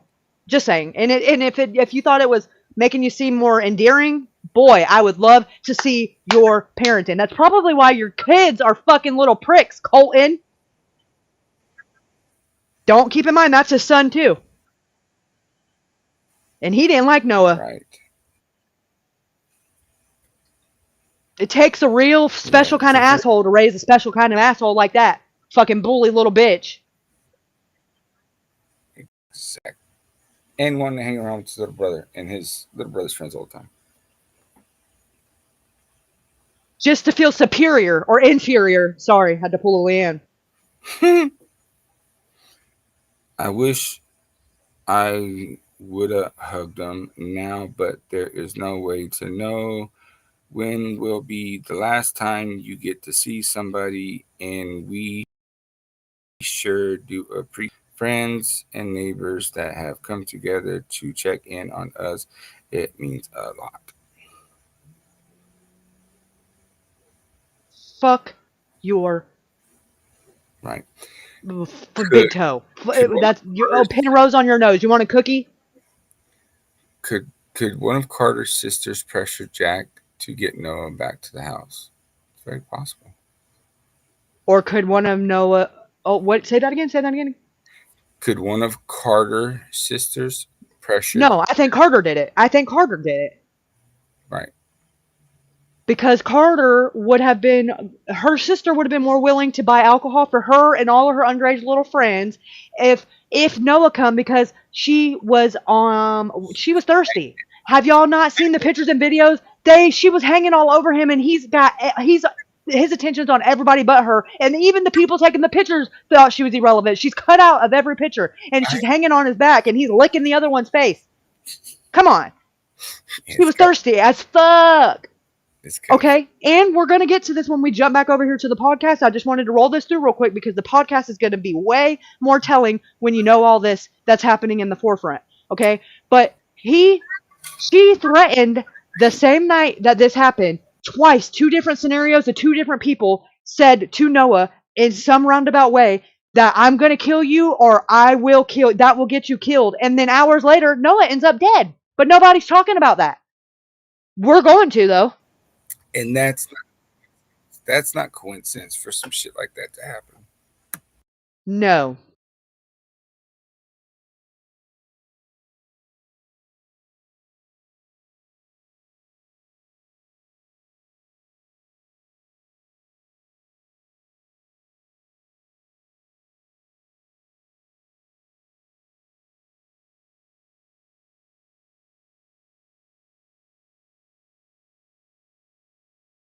What is this? Source list? PDF? People.com?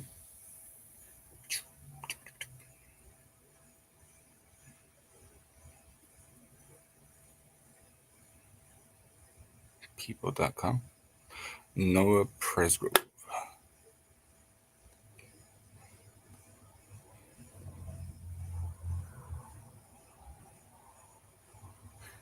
Jack Newton.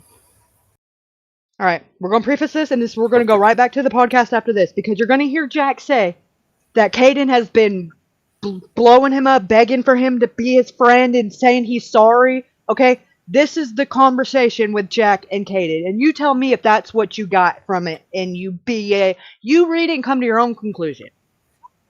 So Jack. This is what I call receipts, baby. Hey, Caden, I just wanted to questions.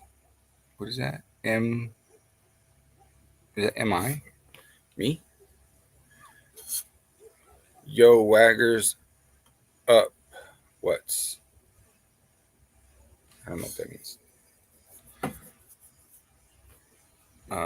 I've been hearing all kind of stuff, man. Just tell me your POV on the night and morning. Point of view on the night and morning and timelines. And did you really say on a podcast that you were scared because you could be next? I just thought I'd ask you before I got upset because there are so many rumors going around. Before you get upset, really, bro, I should be the one upset, and I am you telling people I'm messaging you to be friends again. I'm begging you to be friends, and you know that's not true. What I said on the podcast was it could have been me, like it could have been me instead of Noah. I'm not really worried about anyone hurting me, just saying. I'm afraid of finding out my friends aren't really my friends. We shouldn't even be having this conversation. This isn't about me or you. This is about Noah. You want my point of view, my timeline? Jack, you were there. You don't need my point of view or timeline. You know when you burst through the door. You.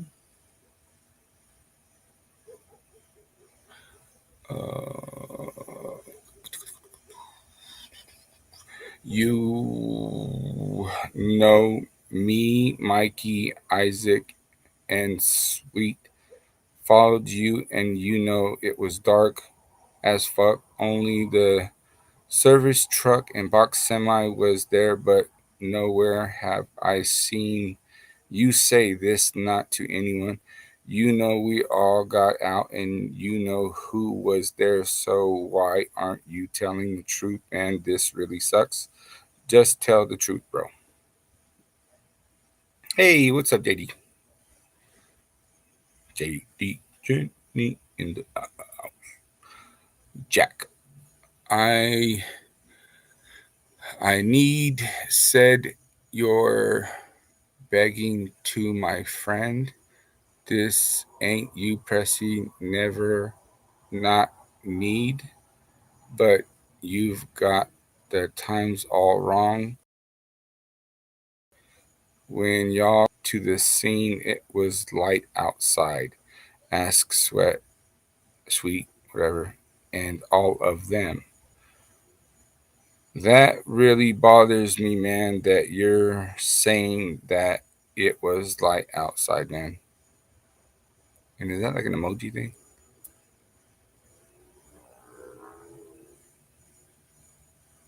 Sherry's post.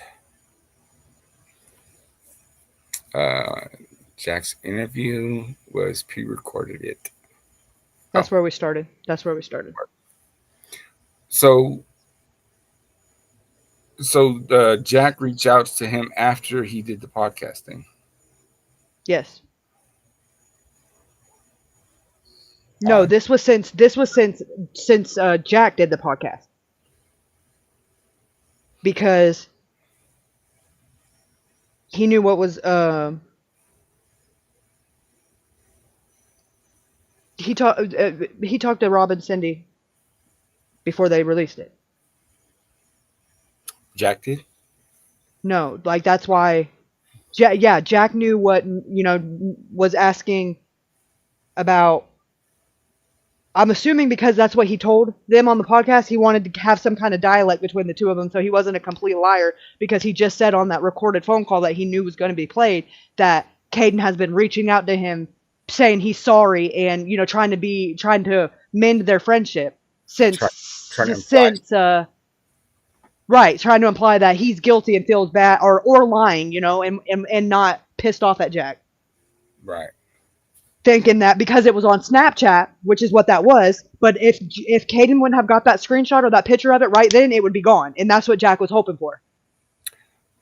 Right, because remember I was asking about like how that works, and you guys were saying right that conversation is not there anymore. So Jack thought, oh, I gotcha, because they got each other's number. He could have, or they got each other on Facebook. He chose Snapchat because he was hoping to have a conversation that existed with no proof of what the contents of it was, because he didn't think Caden was going to outsmart him. Right. Why would it's odd Sucks to suck.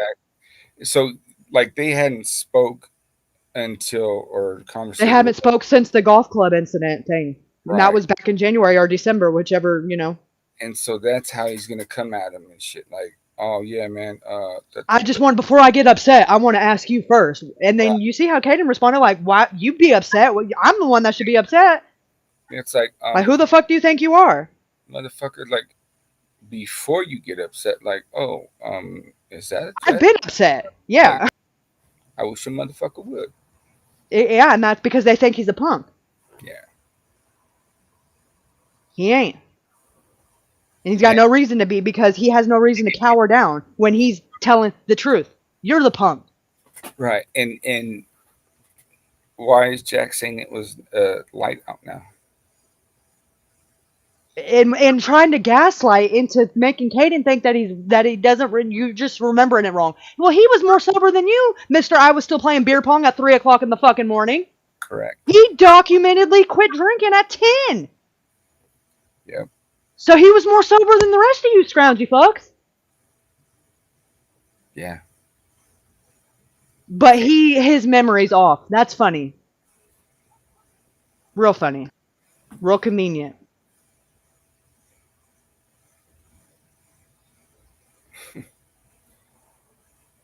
So, and then Jack is saying, well, that's what the other guys are going to say as well. Well, now because we got the 911 call when Tyler got there, and and so if there's no way you can line up with that and been there before dark, because then that would only mean one thing, which would mean that Caden's telling the truth. Correct. And that they can't have that, because that started. Then that video would actually exist. The time that it took place would exist, and everybody that's in it would exist. And that is the biggest thing. Everything else is irrelevant and minor. That video is what is got to be snuffed out. No shit. You're not going to do that, though. Period. That's nope. Fucked up. That's just fucked up. Yep. Yeah.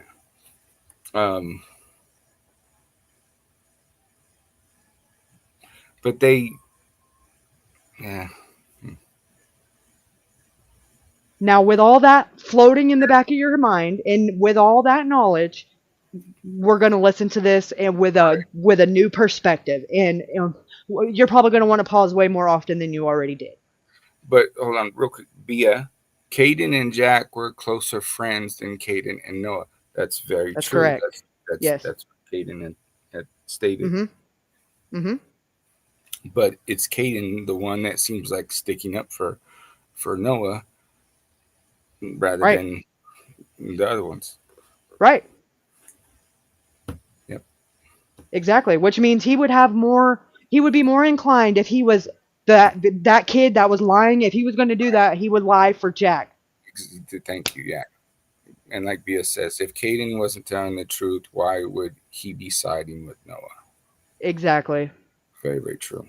Exactly. And I'm glad I'm not the only one who sees that, because sometimes I have to take a step back and like ask myself, like, am I being biased because, ultimately, like I have formed I'm not going to say a relationship, but or whatever, but I do talk to them, and I do, and I do have a soft spot for what they're going through, but I'm not to the point where I can't accept facts as what they are. And they being Caden and his mother, have never, ever, ever told me something and not provided facts that I can see, read, and sink my teeth into. Whether or not I share it publicly is two different scenarios, but the things that I am allowed and given permission, I do. But trust and believe, if I get up here and say something that they have told me, I have seen it myself, and I can put my life on that.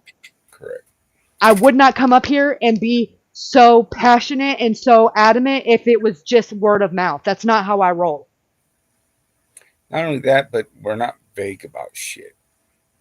No, I'm not using initials. I'm not tiptoeing around it. You're going to know who I'm talking about, and you're going to know how I feel about it, period. You want that other shit, you can go over there to War Like Rap. I'm not doing that shit over here.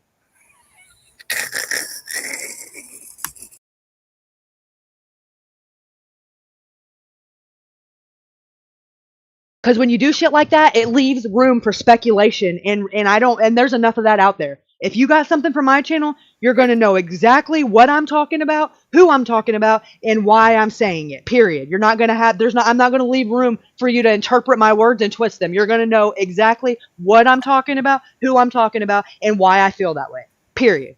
No guessing games. And I will say what is my opinion and what is factual every time, no matter how annoying it is, because I have no choice. But I am very clear on what is my opinion and what is factual. So I'm not going to sit here and listen to whine or say that I'm pushing misinformation and running with it. I tell you when it's my opinion, and I let it be known it's my opinion, and I encourage you to form your own opinion and do your own research every time. Even if I say it 50 million times, I say it because I'm not going to let people twist my words and use it for their narrative. You're going to have to come up with your own if you're going to do that. You're not going to use my words. Unless it's right. what I said and how I said it. Period. So, shit. thank you so much. Thank you so much.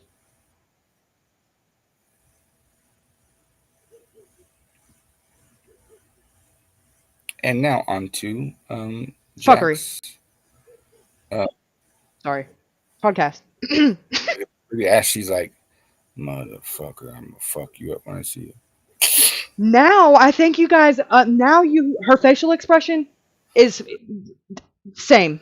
Like, that is what my face looks like too. Except, I got like, my horns are shining through. She's way more composed than I am. I'm like, motherfuck this, fuck that, boop, boop, boop, boop. Look at the disappointment. See, yes, that is my face. That is my you're done face. Thank you so much. And Robin's is just like, it's just disappointment. Yeah, right, and it's sad. It breaks your heart to see it because you can just see it. Yeah. And it's sinking in for her that what she suspected and tried to push out of the back of her mind is slowly starting to become inevitably clear.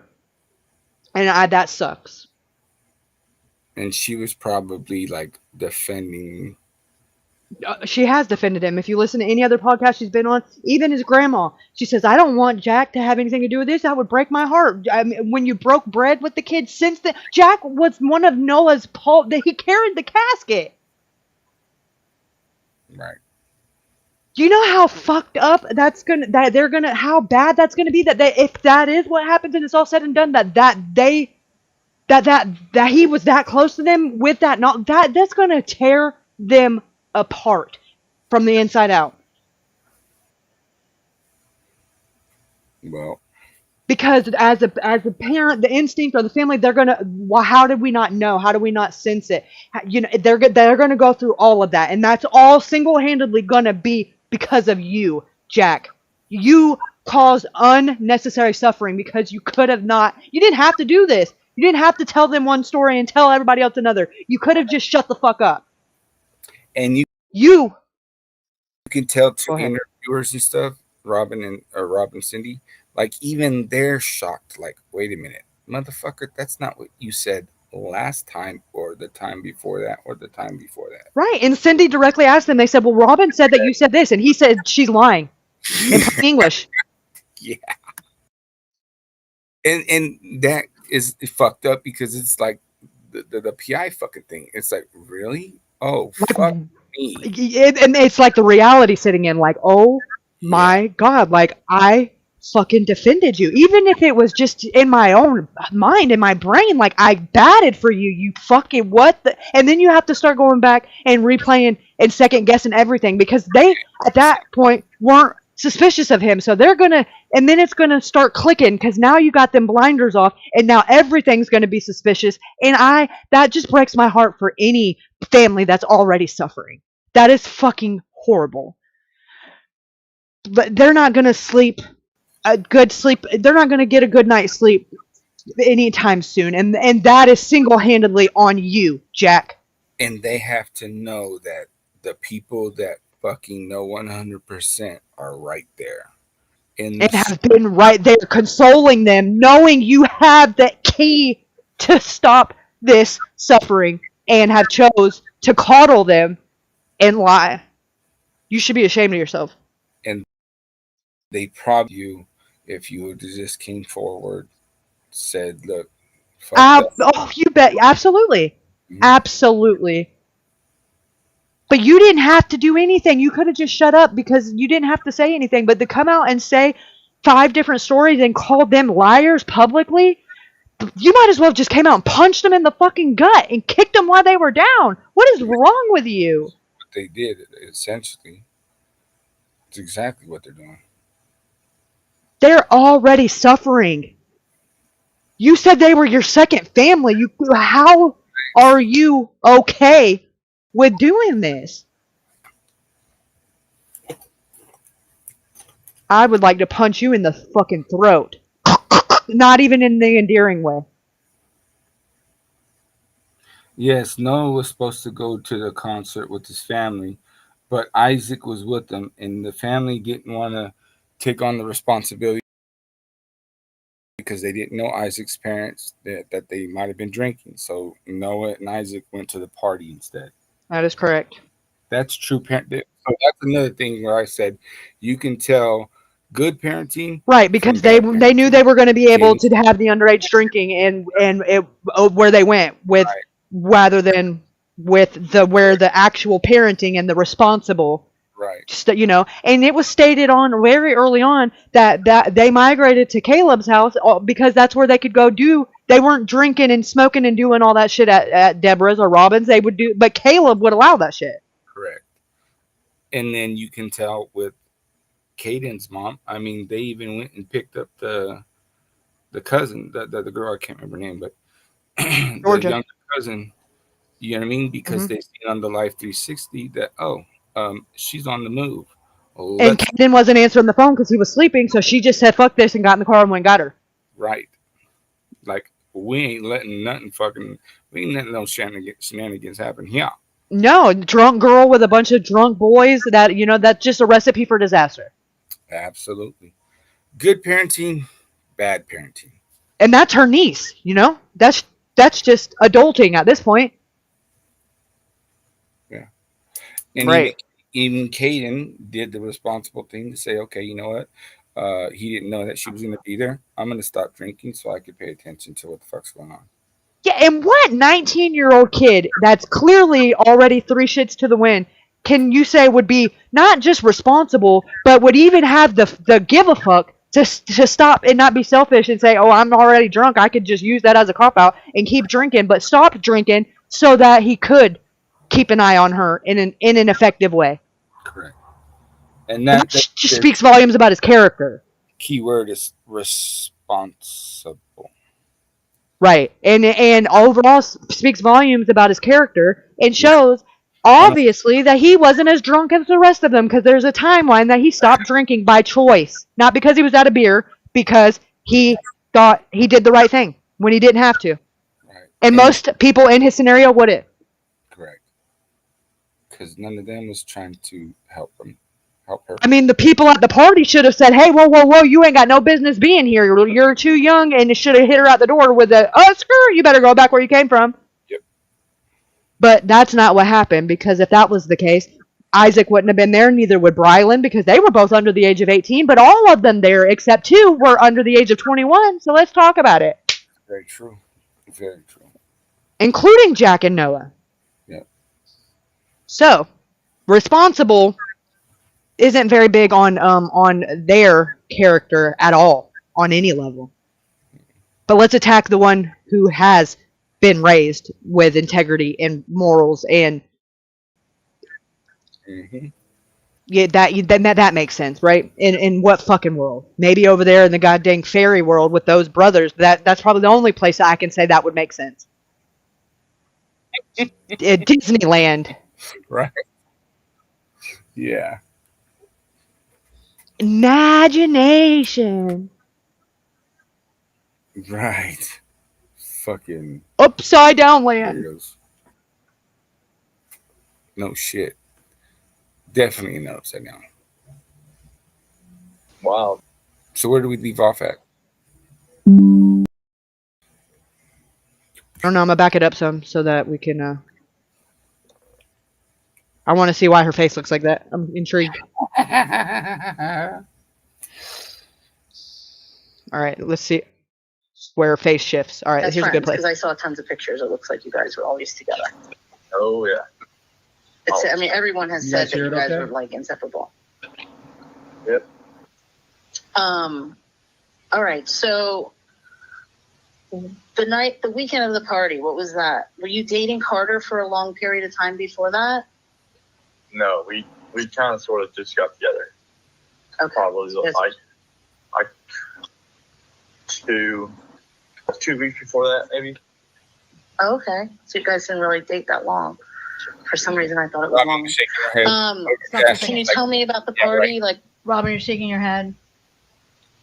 Yeah. Ashley too. She's like bullshit. So Flag on the play. Right off the fucking cup. I mean, start. This motherfucker is already like.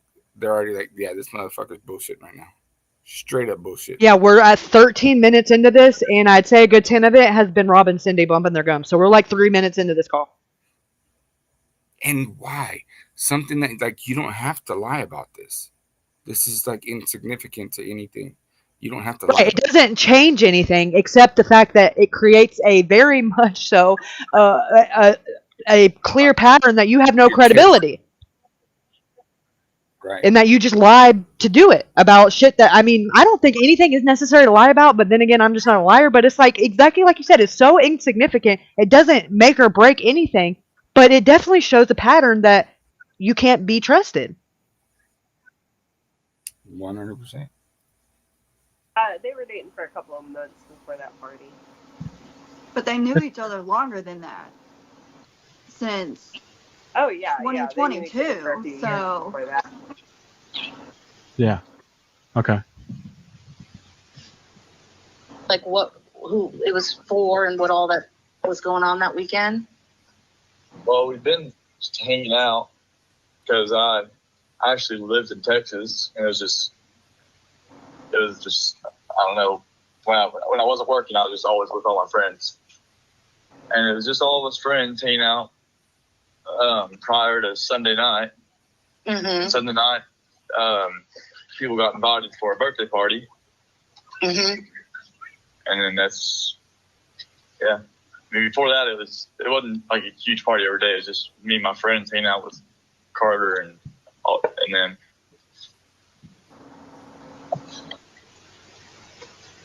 So then how did it become like such a big thing? Did more people show up that you didn't expect? Well, I didn't really put on the party. I didn't know. It was a birthday party, and it wasn't my birthday party. Oh, it was Avery's birthday party. Yes. Okay. Were you friends with Avery and Carter before all this happened, or no? How did you guys meet that? I've known them forever. Okay, so you've known them for a long time too. Okay. Was Noah ever dating Avery or anything like that?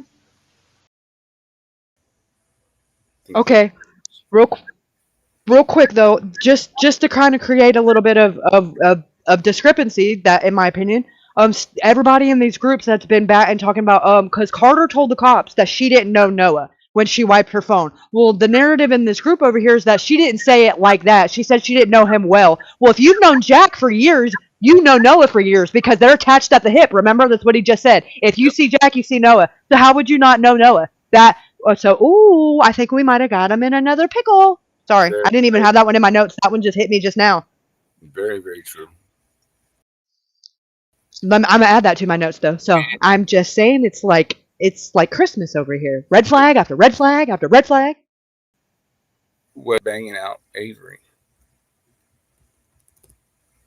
Caden said yes. Well, I mean, but they weren't like official. Like they were like but not at that weekend. Like they had in the past or whatever. But Noah was not giving her no attention that weekend because there was other girls there. You know. Right. So apparently, Logan was getting it. So. Yo. You know, they were doing more than just sleeping on the floor together. Yo. They were sleeping on the floor together after you hit it. Yo. Just saying. And you'll see Robin's face and know that I'm not retching there. That's you'll see her face. Her face said every bit of they're fucking. She says it. I think she says it. Like no. She said they did more than kissing. You know, she might as well have said it. I think she said they were beating guts. Oh damn, that's what No, she didn't say it like that. Yeah, I was gonna say that's a little aggressive, but hey, no, she didn't say respect. Like maybe it's a gago? What's a Gaago? I don't know. Maybe it's a Gagu? Gugu? Come on, I don't do good at charades. Let's continue. I mean, they were just hanging out. Yeah, that's what they weren't dating. It seemed like you guys had lots of girlfriends. That's what I've been told. I've been told you guys had lots of girlfriends all through the years. It's all true. I don't know. All right. What was Noah like? Tell me a little bit about his personality. What was he like? Just always just laid back, ready to have a good time. Wild. Like no one else, really. Were you guys like, would you consider him like a brother? Yes. Yep.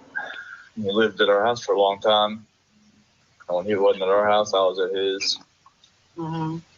Whatnot. We're just all together. So Saturday night, were you at the party with him the night before this happened? Yeah, he was down there hanging out with me. Oh, he was with you. Okay. And what was going on that night? What did you guys do? Oh, we were just hanging out. Just hanging out, just partying pretty much. Just me and probably 4 or 5 of my friends. Who else was there? I can't remember if I think Caden Presley was there that night too.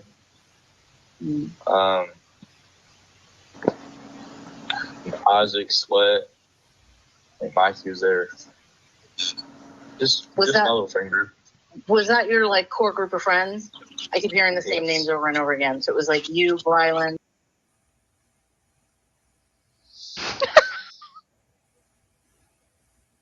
So we ain't crazy. I just saw that shit. That's fucking hilarious because we thought the same Hey, shit. listen. We picked up on that like in the bathroom picture, honestly, and we've been kind of trying to just be tiptoe around it because, I'm not trying to be. I'm just gonna push play. Just thank you for that. I am definitely tooting my own horn. Beep beep beep beep. I'm right. Thank you so much. And I haven't even showed you the other pictures that I found. 100% again. That's what the fuck we said.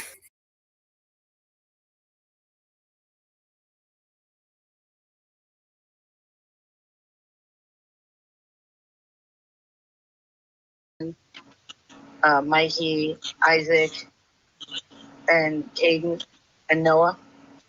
Yeah. So you guys hung out all the time. Mm-hmm. So Saturday night, did Noah get into an argument with anyone that night? Was there anyone there that might have argued with him, or? No, it was just us there Saturday night. Okay.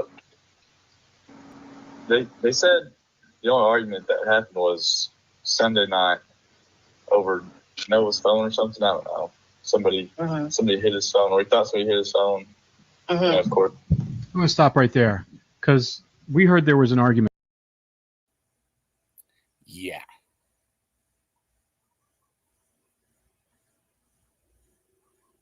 What is this? What is this on the net? Jack and Noah.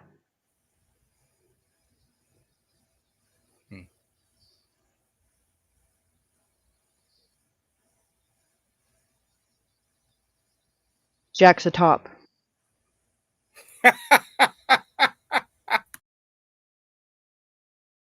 Jack released this picture, gave it to the People's magazine when he did his interview. Ain't that special? Really? I'm not kidding. This is the one. Ronnie. Oh, he did. Hold on, he did a couple. But this is one of them. Yeah, hold on. Let me find the other one. Ronnie said, Here we go. In all caps. Like, see?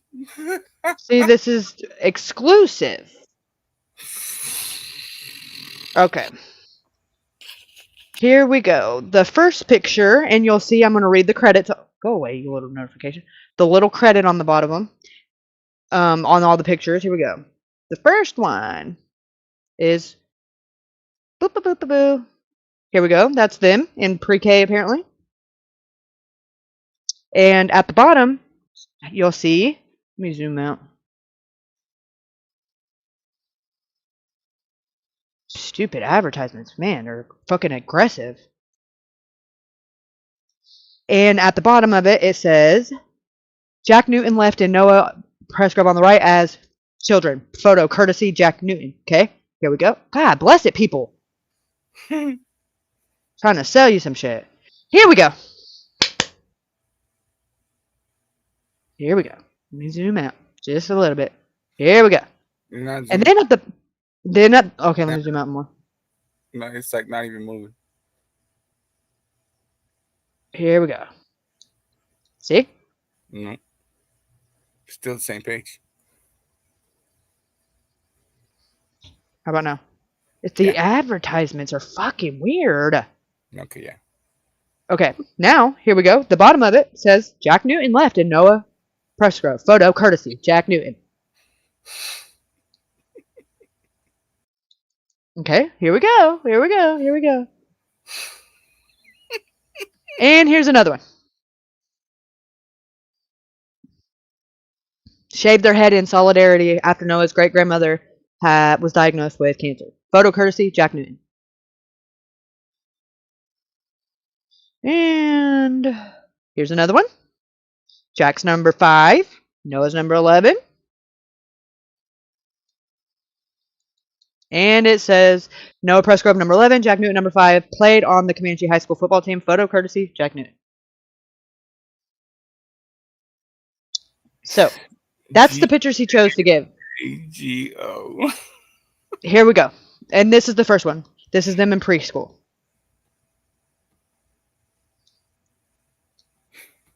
Courtesy of Jack. So, take that and interpret that however you want. However, if that was my brother and his friend, I would be like, boy, you gay! But it's not, so I won't.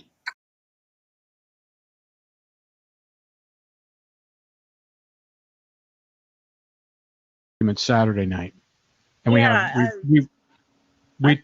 we actually talked to a few people when we were in Oklahoma, who basically verified that they were at the party, and they stated on the record that there was an argument between Noah and Avery.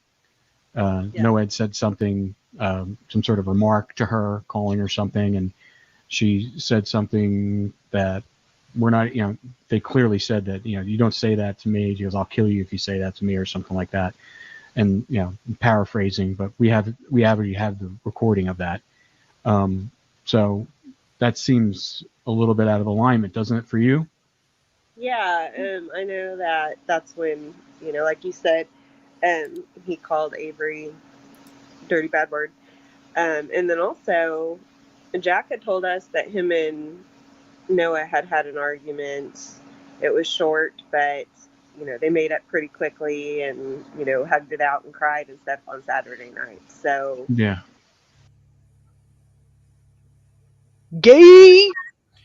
Right. And now, did he say that Jack told Noah that he was gonna kill him?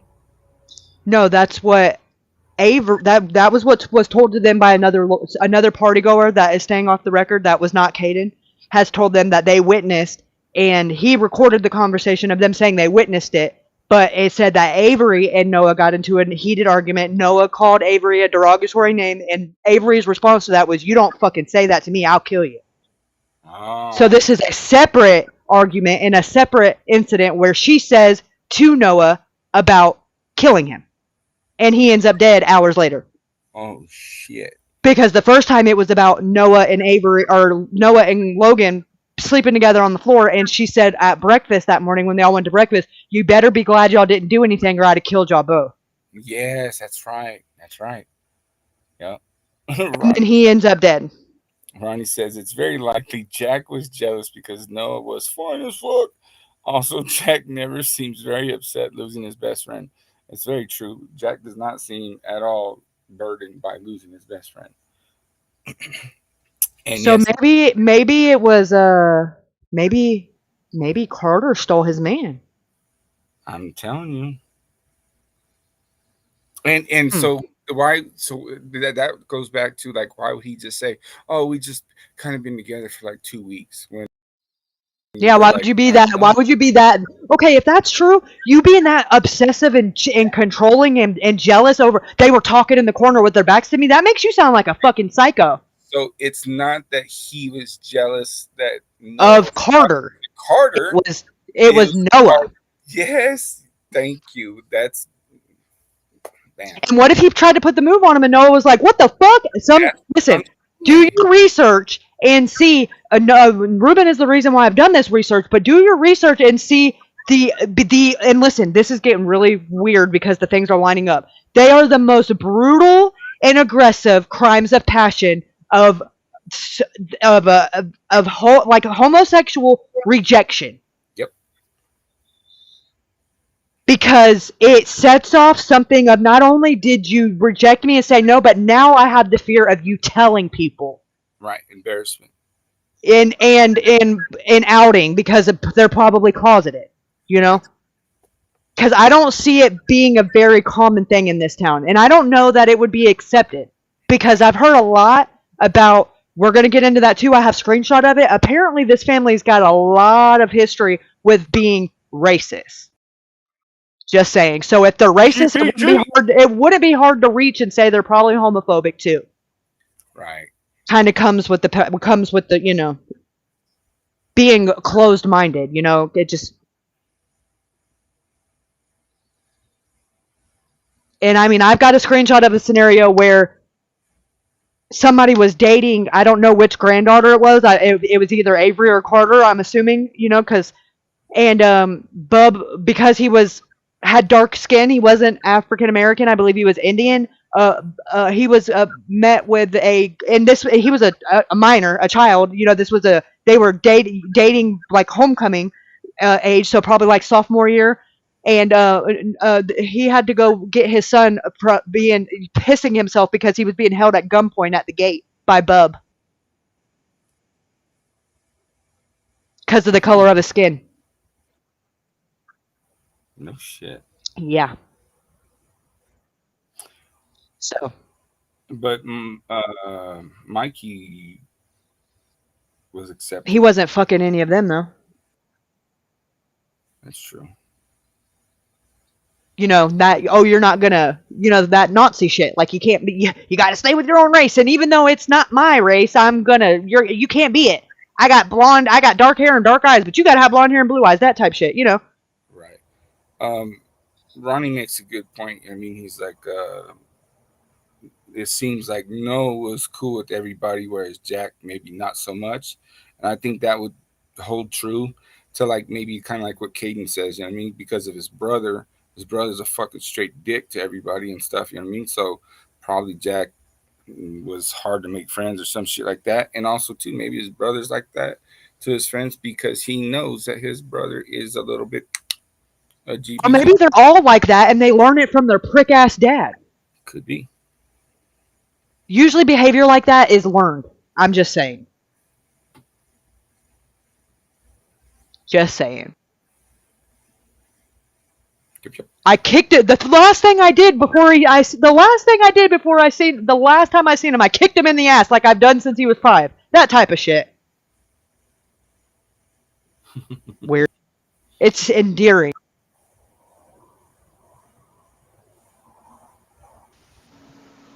That's Yeah. kind of interesting. Yeah.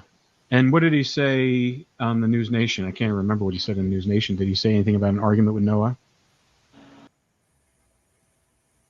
Bia. Oh, yes. I have it right here. Hold on. Ruben will read it to you real quick, and we'll go back. It's quick. My son... My son Trick took out BS. Tyreek. Tyreek. I'm like, what the fuck? My son Tyreek took daughter when we first from the coma. 6 years ago, he took her home very respectfully at 10 o'clock on Valentine's Day after my wife made them a spaghetti dinner with candles. Me and my wife went to bed only to be awakened by my son calling me to tell me B had parked his truck in front of the gate and B is Bub. B is Bub. Okay, Bub had parked his truck in front of the gate and had a gun stuck to his head and he couldn't get out. I awoke and immediately drove across town to his house and found Bub with a gun to my 17-year-old son's head through the window with a green laser scope. I had no gun myself, so I told my wife if he shoots me to run him over with the car, and we went to confront him before he shot my son. Bub was obviously drunk and screaming how he wasn't racist. Seeing as my son is black and Hispanic, I told him I didn't give a damn what he was, but to move his truck and I was taking my son home. He put his gun down and moved his truck and we left. I called the police to tell them he had kept my minor son at gunpoint and threatened to blow his brains out and kept kept him against his will, which is kidnapping with a deadly weapon of a minor. They waited till the next day and came out and told him not to. No ticket, no jail, no nothing, not even a fucking apology, nothing. Like me or my family don't even matter. Maybe if they had took this serious before then in would still be here or maybe not. But I know my son has PTSD and feels like no one gave two shits about him as far as law enforcement goes. Good old boy law out here. Look up the boy still missing on the other side of the river in Montague County. Shit is He's crazy. talking about Caleb Deal. Oh, that's right. That's right. That kid. Yep. No shit. Ricky and Dale. It was Bub, right? Ricky Dale is okay because Stevie is Bub is Stevie's stepdad.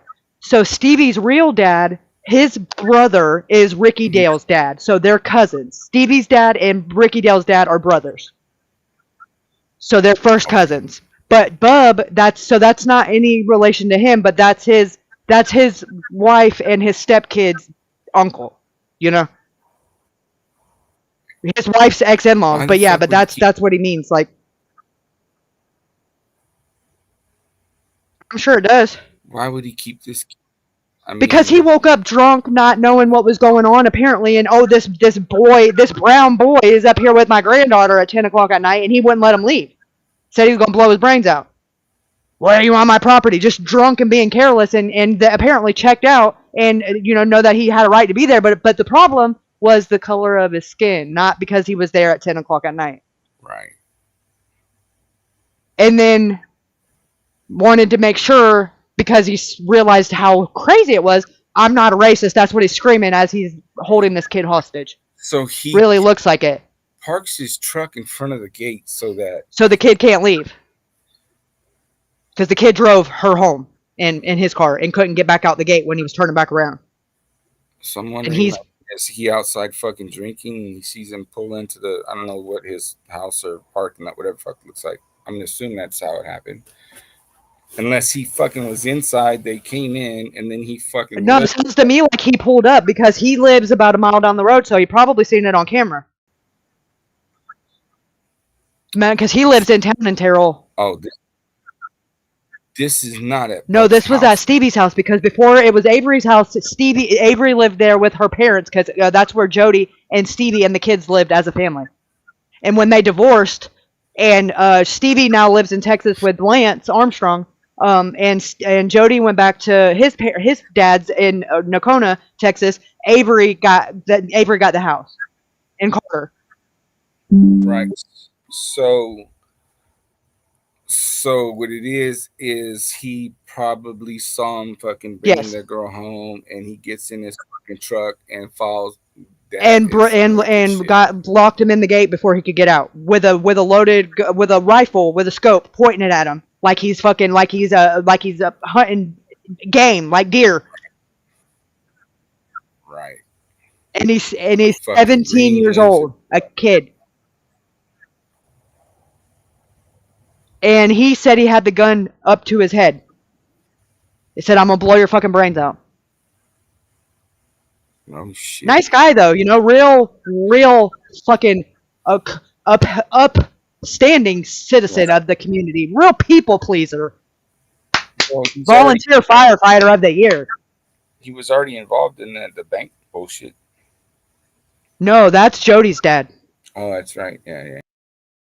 But they're all intertwined. Right. That's weird because exactly, Ricky Dale and Jody's dad were the ones that got caught up in that sting together, but they didn't get that's when all the shit came out about Ricky Dale molesting them boys, and the federal government, as well as everybody in that town, chose to overlook it and just pursued the gun charges and told all them boys that came forward on the record then that their situation and their trauma and abuse didn't matter, and he got to go on to do it for it to even be possible to do it to Caleb. Right.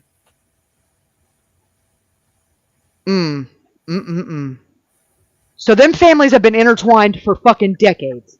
And not only intertwined, but intertwined in some fucked up scandalous. Yeah, intertwined, exactly. And not exactly. Everything they had has been acquired on the backs or blood of some other person.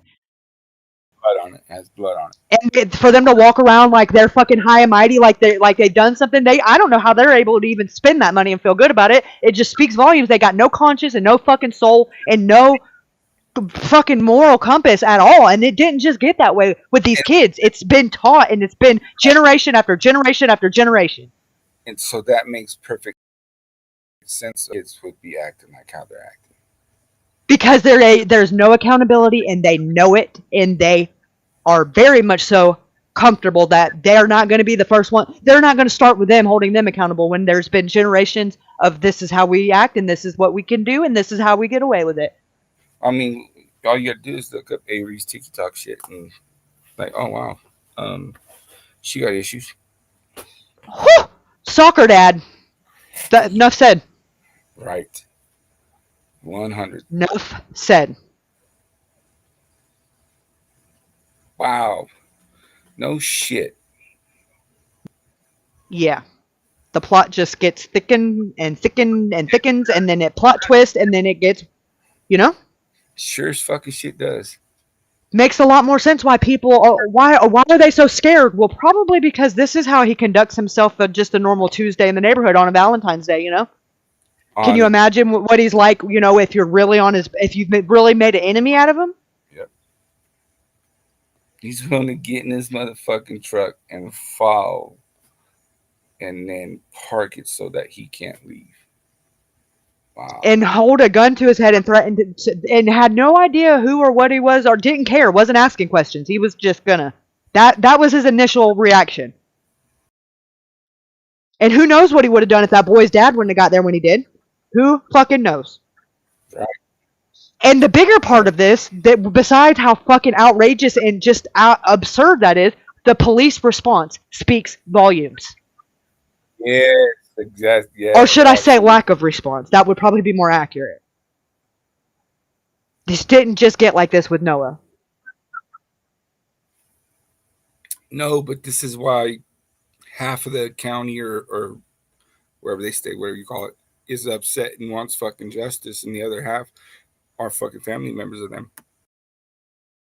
Right. Even if they don't, it's like and I'm gonna get more into this when we go over the casino sighting. I spoke with I won't say he or she yet, but this said person, and they told me that there is a list of people that are untouchable, so to say, and it's just if you're around there, if you're on it, and if you're not, and she's not, and her life is it's a her. Okay, cat's out of the bag. Her life has been made a living hell because she's not. But I mean, the reason I know she exists is because she's came forward and spoke publicly in these groups. So it's not like I'm outing her. I just didn't want to. Didn't want to get into that tonight because it's a deep rabbit hole, and this would be an 8-hour stream if I started that tonight. Has this list been mentioned? I feel like I've heard this before. It's been we've speculated that it's probably like that, but no one's ever specifically said there's a list before this. Not that I've heard. Right. But the private investigator on that podcast said that there's a list, and when she was talking about the hat and the trash can this is that person, and I talked to said person. Okay. I reached out. You reached out to him. And that completely took me by floored me a little bit, and kind of gained all of my attention for a little while, because her story is so fucked up and bad, and I have to help her, or I have to at least try. And I don't give a fuck what the cost of it is. These people, this county has to be stopped. And that's all I'm gonna say right now. Wow. I mean, they have completely abused the system, their badge, their oath, and everything holy that they gain a salary for, and they should utterly be fucking ashamed of themselves. And as long as I have air in my lungs and a platform to speak on, I'm gonna keep talking about it and screaming it from the rooftops until somebody fucking listens. Period. I'm not scared of Jeremy Wilson, you scroungy little fucking weasel, and I got all your screenshots, you fucking POS, and you go home and crawl in bed with your wife after that. You are disgusting. J-Dub. J-Dub. Fucking sounds like what I call my goddamn weed dealer in fucking 10th grade with the Sheriff J-Dub. Get the fuck out of here. What is this? I'm pretty sure that's where it came from too. Yeah, I bet it probably ain't much difference because the shit that he does on company time is unacceptable. Mm-hmm. Gotcha. And the fact that him and his little fucking minion of an undersheriff that's just as shady as he is were the first ones on scene, and the ones that helped told Jack to take the shorts out of the truck and threw back on the ground only makes it fucking worse for me. Cause oh boy, you you listen right underneath Jack, because he's publicly done really just gave me no choice but to make him a topic of interest. Jeremy, you are number dose. I am coming for you, my guy. Just wait. You just be patient. And please, if somebody knows his wife, tag her in this shit. Thank you so much. Because she probably needs to go to the health department, and that's all I'm saying.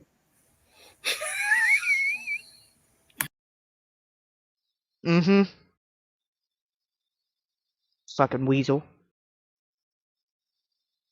And when you're the sheriff, like, that is just, it's so much worse!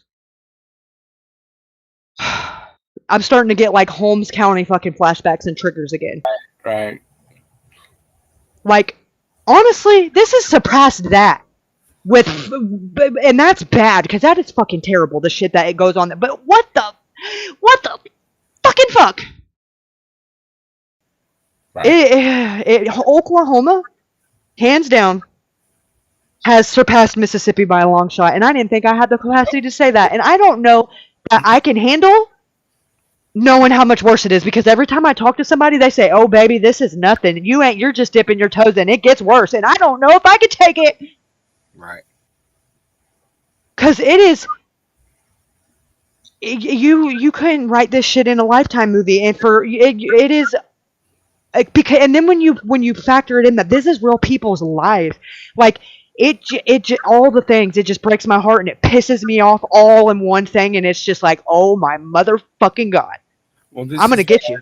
This is why, I mean, like, heard of this case like a while back, and it didn't have any kind of press or anything like that on it. You know what I mean? It's only, but as of this year, I believe, that it had any kind of the last couple months. When when News Nation did their segment on it, that is when it started. It started. It was a slow thing. It started blossoming, and then it went. Before you know it, it was on TMZ. Everybody's talking about it now. Right. I mean, people in Australia. I mean, it's went national, worldwide. Right. People come in chat from China, New England. Everybody is looking now. And I think people heard, like, okay, how did this fucking kid end up like this? There's no way you're gonna say it's a hit and run. There's nothing that says this kid did not get murdered. The autopsy was released, and that was when the dominoes started falling. Right. Because everybody could not deny the extent of those injuries, yeah. and say that what the police were putting out was even remotely plausible. Right. It was like, this is bullshit. Bullshit. Bullshit? Bullshit? Right. Which... Hell to the no. People fucking probably called in and said negative. And they had to be like, well, I guess we'll look into it. Yeah. But are they really? Are they really? Because they still haven't even made a press conference or it's made a public statement since. Right. Even with all the scrutiny. Which is bizarre. It's like they're doubling down on it. Yeah. It's very bizarre. Fast Edward says, I'll be 2 hours from Terrell in 3 days. Well, you keep your windows up. Do not stop. Do not just go. Pass go. Collect your 200. Do not roll your windows down. Do not stop. Just keep it rolling, because whatever the fuck's there is apparently airborne, and just keep it moving. I don't want to have to. I don't want you to be. You'll smell it in the air, and then you'll come back with all this money, and then you'll be fucked, and then you'll be just useless as a person. Don't do it. We got a plug. I don't need you to be the extension cord. I got cousin. He's got all the meth I need. Just kidding. What are we talking about right All here? of it.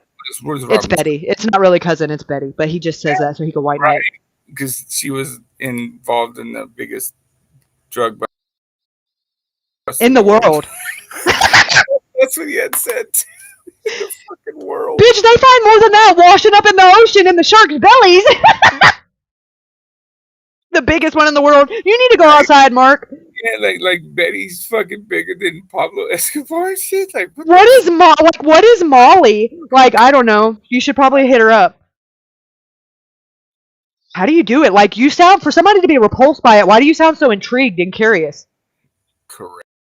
Are you ready to start experimenting, Mr. I made a movie about vampire dick sucking and it was a message to say no to drugs? That's a GAAGO. That's GBG for you. Gays don't get out. And I can say that because my gay friend told me that. Gay boy gangsters. I'm a Google goon. You? Hide your kids, hide your wife. I might Google the shit out of you. Right, exactly. Fascinating.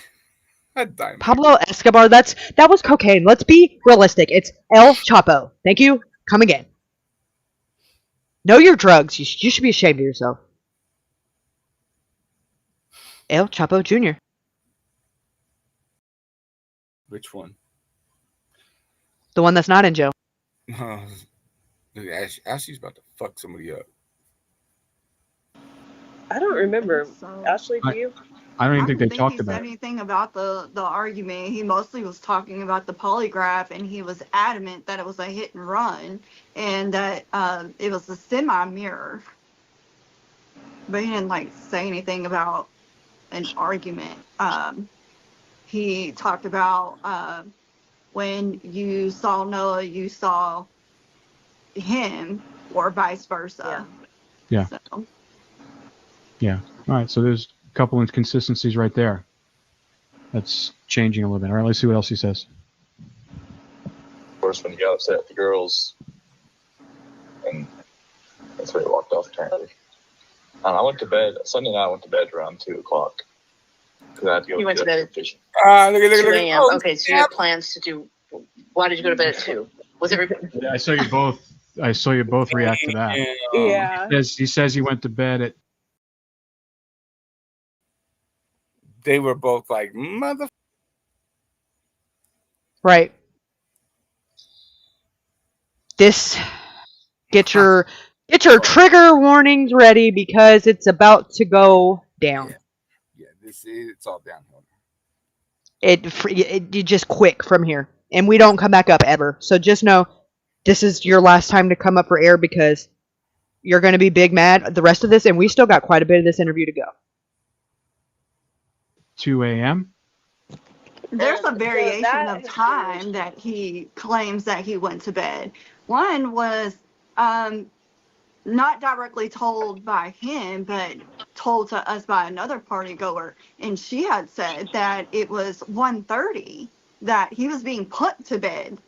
And there was another story saying that he wasn't even there. So he and his girlfriend left.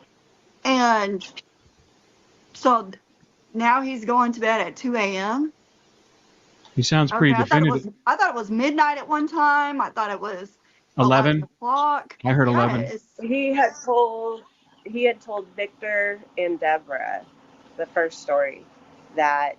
And Victor Noah's dad, and yeah. Deborah his grandma. Yeah, he had told them, and the only story that he's ever told Victor is that he was in bed by 11.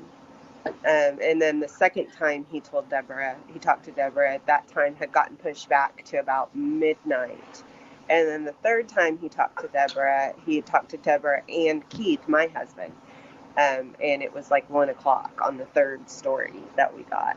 And so, and then Madison too. He had talked to Madison and told her, I want to say about 1 o'clock is what he told Madison. Mm-hmm. Does that surprise Victor, you? to this day, Victor to this day is like, he told me 11 o'clock. That's the only story that he's ever told me, is that him and Carter were in bed by 11 o'clock. And then when did he tell Victor that? That was like pretty early on? Yeah, that was like within The same I'm not month, sure if it was wasn't it? same day or, within a couple of days, but that's the only story that he has ever told Victor when it comes to what time he went to bed.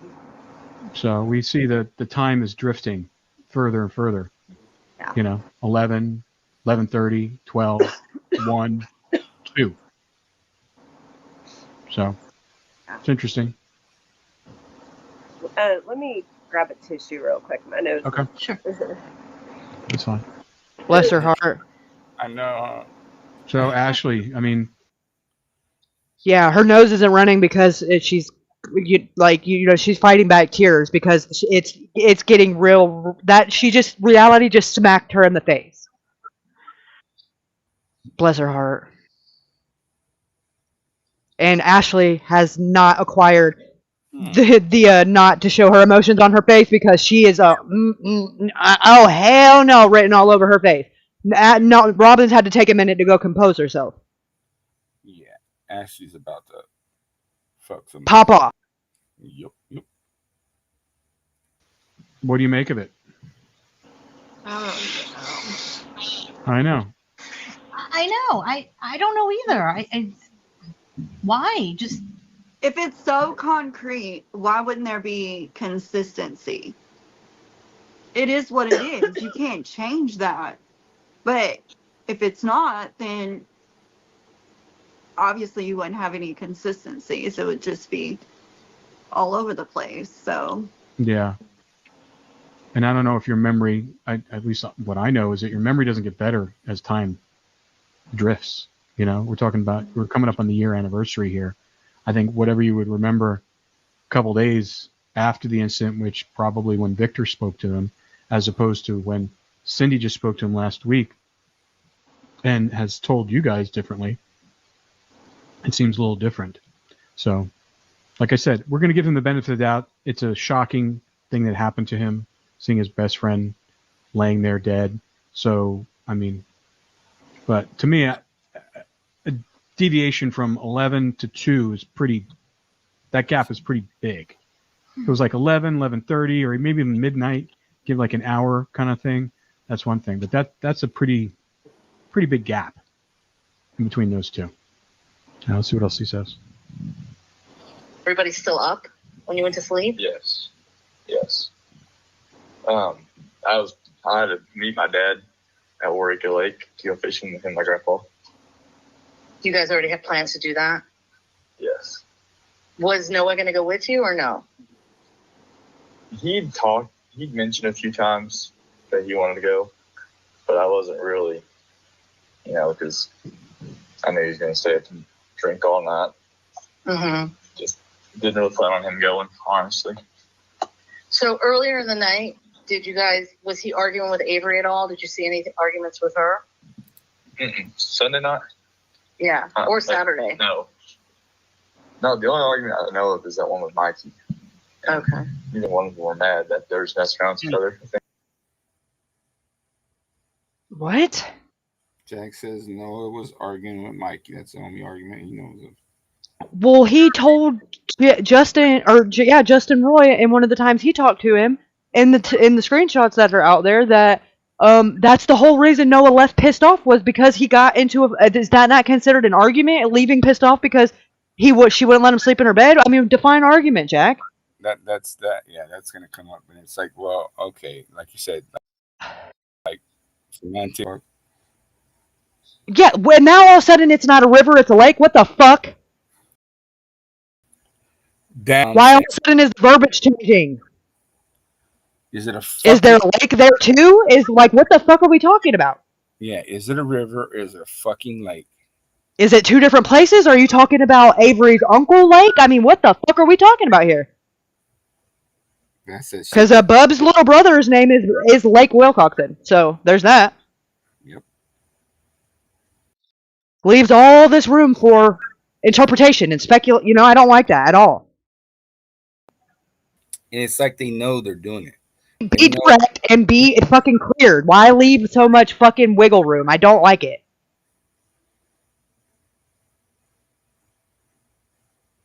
Right. I'm not sure. I wasn't awake for it. So, all right, so you went to sleep at 2. Was Carter with you at that time or no? Yes. Okay, so you guys went to bed at 2. Did she go to bed at 2 too? Yes. And who was still up? Do you remember? That was a long time ago. Everyone. No one else went to bed. So who was all there at that time then? Was it still the same group and more people, or? Yeah, it was my friends and other people too. Was Jasmine there too? Yes. So Jasmine, Super Carter fucking vague. went to sleep with you, and then Avery, was she awake? Yeah, everyone was awake. Everyone was awake. Okay. Who the fuck Was is there it? a side-by-side accident that night? Yeah, when I went to bed, I took my keys and brought them to bed with me. And apparently Noah came in there. And apparently everybody said he asked me if he could drive it, but I don't remember that at all. But when he was getting my keys, it woke Carter up. And so that's what woke Carter up. Mm-hmm. And then I think it was full of people when Noah was driving it when it wrecked. But Was it you? It was your side-by-side? Yes. Okay. But you were asleep. Yes.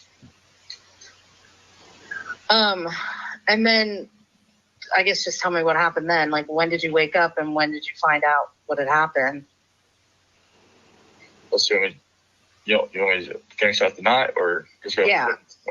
Finish up the night. So who's telling you all this information? Because you were asleep.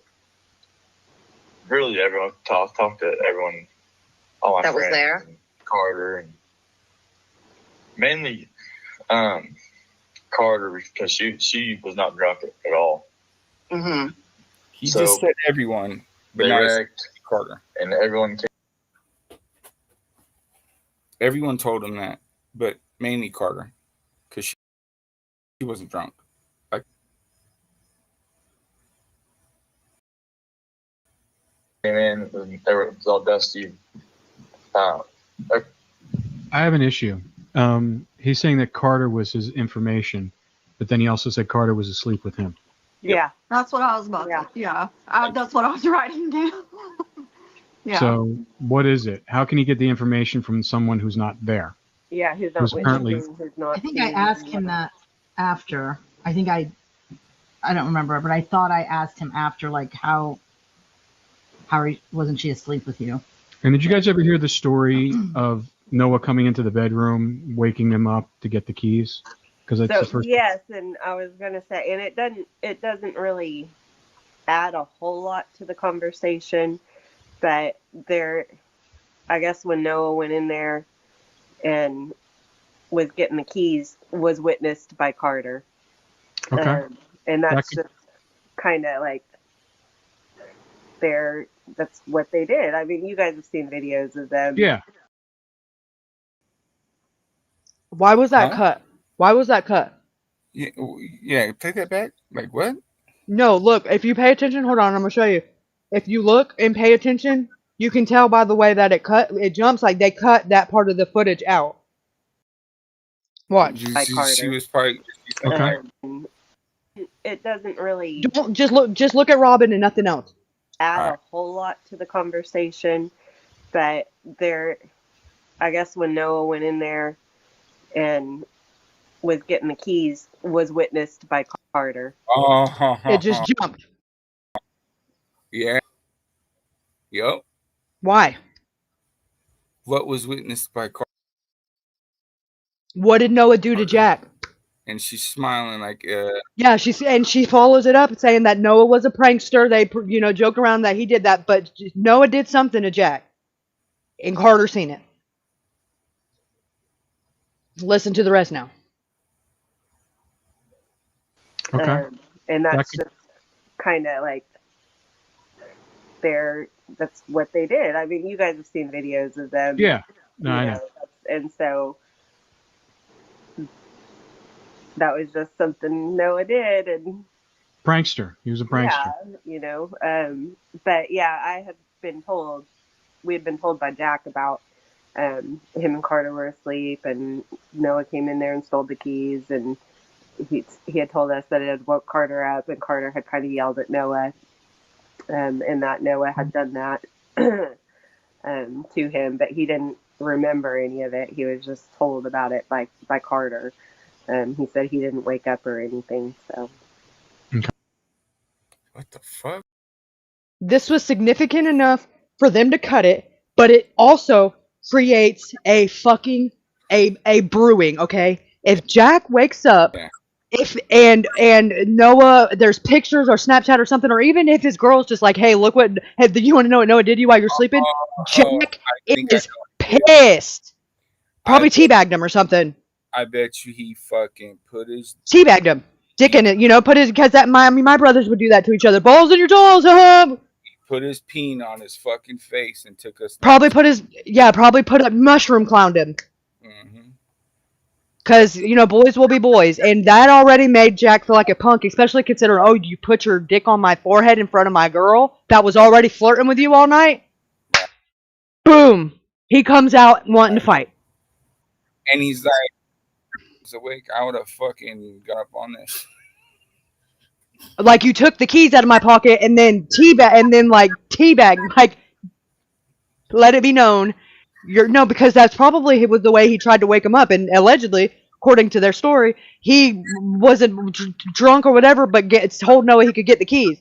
And apparently Noah, just being Noah, did that. And then when he got up and apparently sobered up enough, when Carter woke him up to tell him about it, then Jack came out ready to fight. Because remember, there's also, I've been told by several people that want to be off the record, and several people that went on the record, that said that Brylan, which is who they call Sweat or Sweet, had a Snapchat of Jack and Noah fighting very much so aggressively behind the trucks in the gravel. Don't know what the timestamp was or whatever, and then immediately it disappeared very early on. But that day, I have talked to people that have seen the Snapchat. So to say that him and Noah didn't fight, and that when they did, it wasn't serious, is just not true. Simply not true. Period. And it makes you suspicious of why, if it didn't lead to something worse and it didn't escalate and it didn't ultimately factor into Noah losing his life, why would you go out of your way to lie and make it and try to act like it didn't happen? Because it's not nefarious unless it led to what Noah lost his life about. It's normal for boys to be boys and fight and to be wrestling. Why would that video be deleted, and why would Jack refuse to acknowledge it if it wasn't something that led to something more? It only makes you look guilty when you hide it. And why I talk about the fight with Mikey, that's way less significant to me, considering he found the phone and they didn't, and it was on, and it didn't escalate, and it wasn't, and it was Saturday whenever you and Noah fought 3 times on Sunday, and it got heated, it got a little bit more heated each one, and you're downplaying the fuck out of it. Now you're not even admitting it at all, but you told Justin that it was about girls, and it was nothing. It was over as quick as it happened, and y'all hugged it out and was crying. And apparently you told Robin the same thing. Right. So now you're denying it even happened at all. And girls, what girls? Because why would you care about other girls? And Caden heard them fighting and was yelling at, Noah was yelling at Jack, saying, why do you always do this? Why do you always flirt with girls I like? And remember, Ruben, when we were talking about this, breaking it down and trying to theorize the different things that could have happened, right. Jack, according to him, let's humor him at this point, him and Carter are just fresh. They probably weren't even official yet.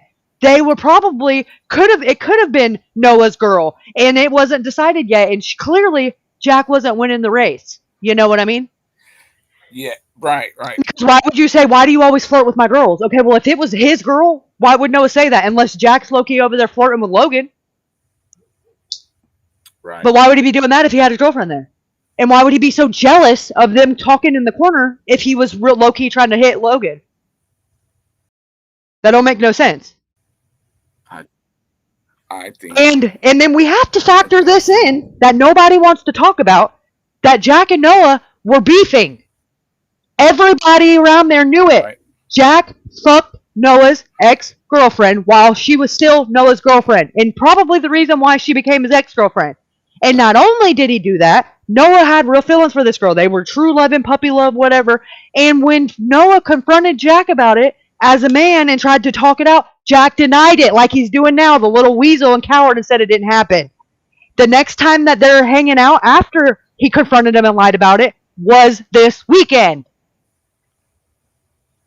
There was all kind of underlying emotions and feelings bubbling up under the scenes. Noah told his new girlfriend that was on and off, that wasn't at the party, about that, how he felt about Jack, and that he was, the way it was described was he was very hurt by Jack, and that's why Noah didn't really want to be there.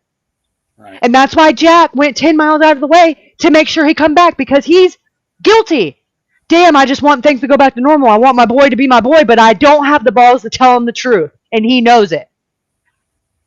So we're just going to mask it with alcohol, and we'll just pretend nothing happened, and this is what happened consequently.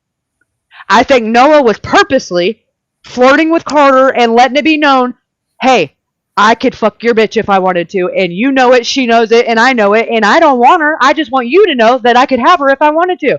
And I think it fucking drove Jack nuts, because he knew he deserved it, because he did it to Noah. Period. Mic drop. That's my synopsis. That is my opinion, my theory. Form your own opinion, do your own research, blah, blah, blah. That's just what I think.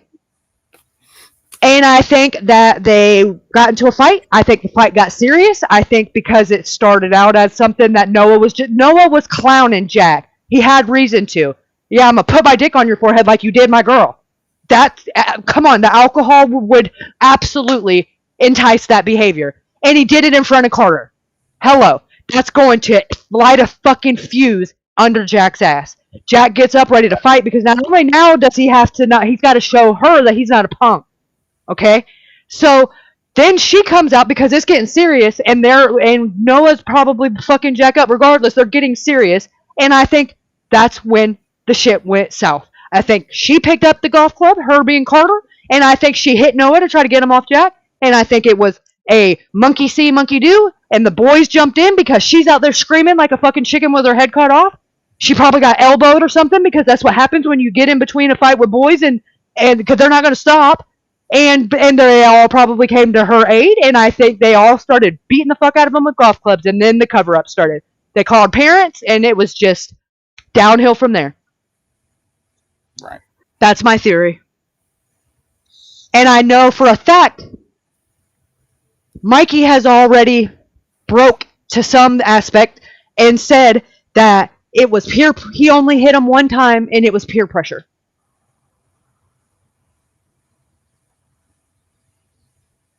So you take that how you want. Mikey's also the one that said to hear voices. That was in some kind of somewhere in an institutional, but a month before this, probably on meds, mixing it with alcohol. Everything about this had the precursors for a bad, bad, bad outcome. Yep. Factor in the alcohol and everything else, there's no way something like this could not happen. And it could have been prevented had there been any type of adult that acted like an adult. And I'll just leave it at that. What up, Buster?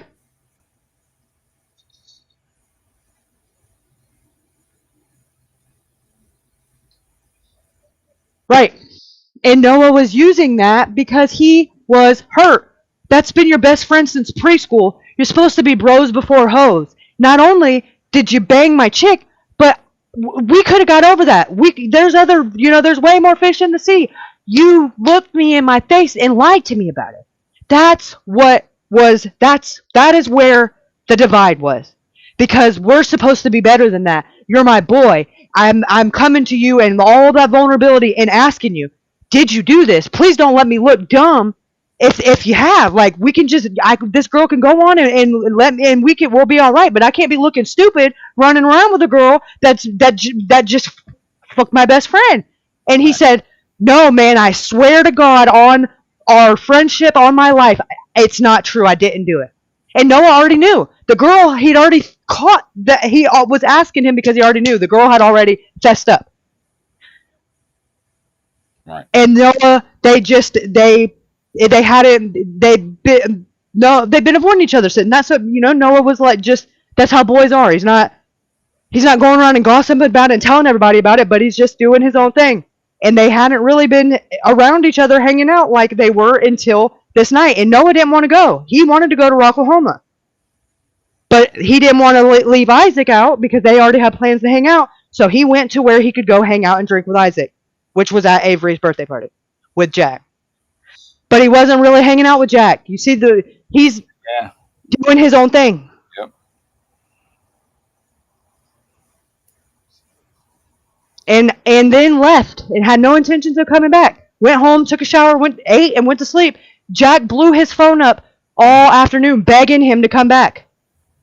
And he's like, okay, well, I'll come back, but somebody's got to come get me and bring me back home because I don't want to stay the night again. He wanted to be home by 7, I believe. Yes. That's what was said. Right. He didn't want to be there after dark. He didn't want to stay the night there. Right. Again. And he didn't drive his truck back there because he knew he was going to be drinking and he didn't want to be stranded because he couldn't drive his truck home drunk. Right. Carter was supposed to be the designated driver. She took everybody else home but wouldn't take Noah home. Like 40 miles away or something like that? 30 miles away? Yeah, Duncan is about 47 miles away. Right. So, and Carter was actively taking people home and wouldn't give Noah a ride home. And he asked everybody, and he asked Caden. Caden did the responsible thing, and that's one of the main things that keeps him up at night, is because Noah asked him to take him home, and he said no because he didn't want to drive drunk. Right. And I've listened to that kid cry about how he wished he would have just drove drunk and took him home because he'd still be here then.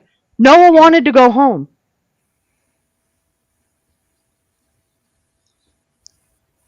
He didn't want to be there. So no matter how you look at it, Jack, this is on you, and the fact that it's not visibly eating you up is fucking bizarre, my guy. It's not, because he had intentions of doing something. Maybe not going as far as it did, but he had intentions on hurting Noah physically.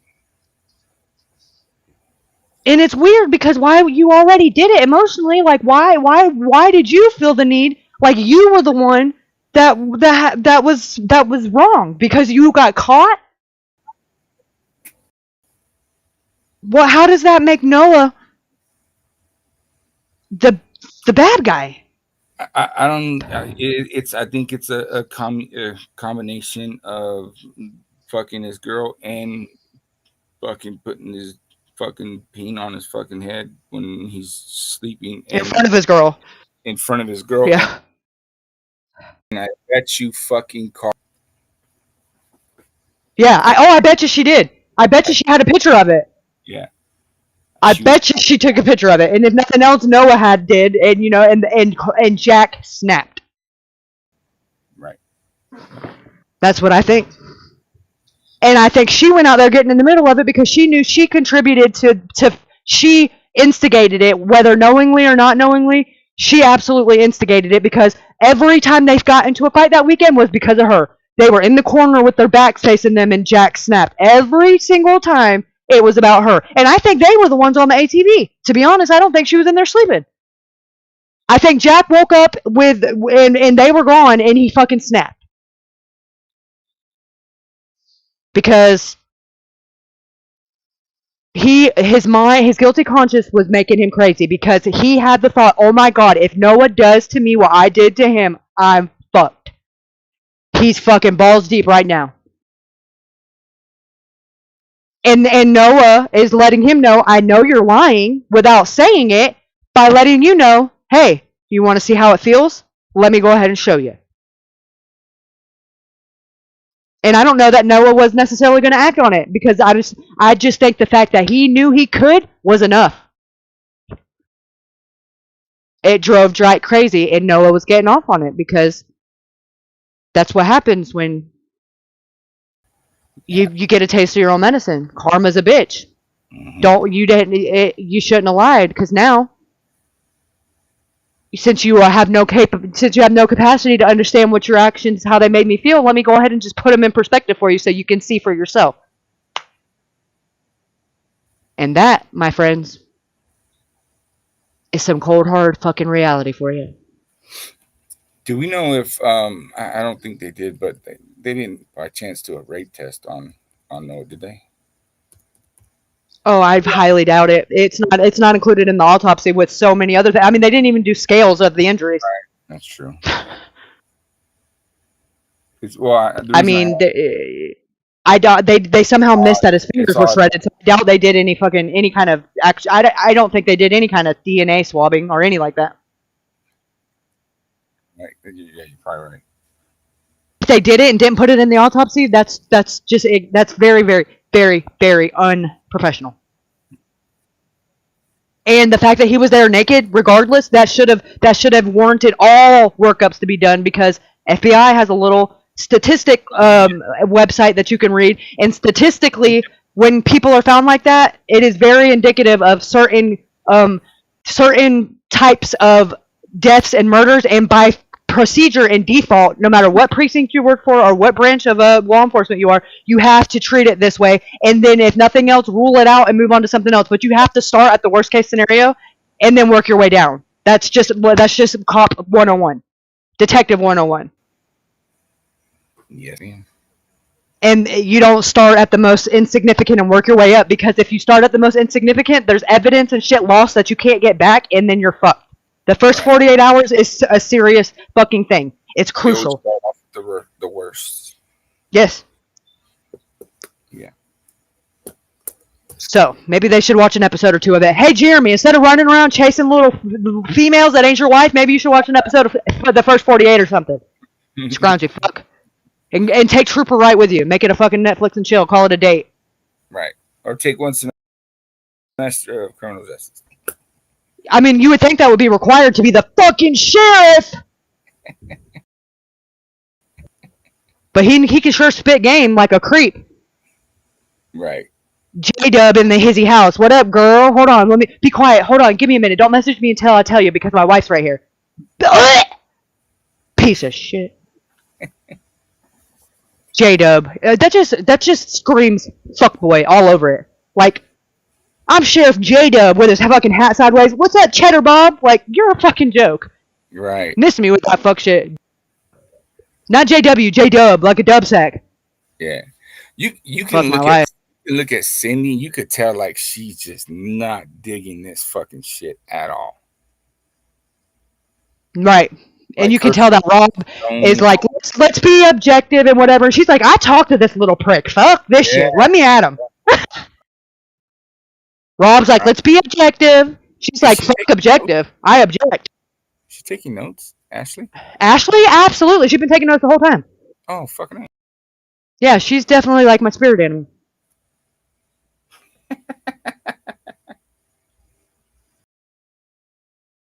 Okay. Well, I just thought it's figured that he's getting all the information about the side-by-side and everything from someone who wasn't there. Yeah, no, that, yeah, he, as far as I understood it, you know, him and Carter laid back down with him. She didn't get up right then and, you know, start partying or hanging out again, so, yeah. Yeah.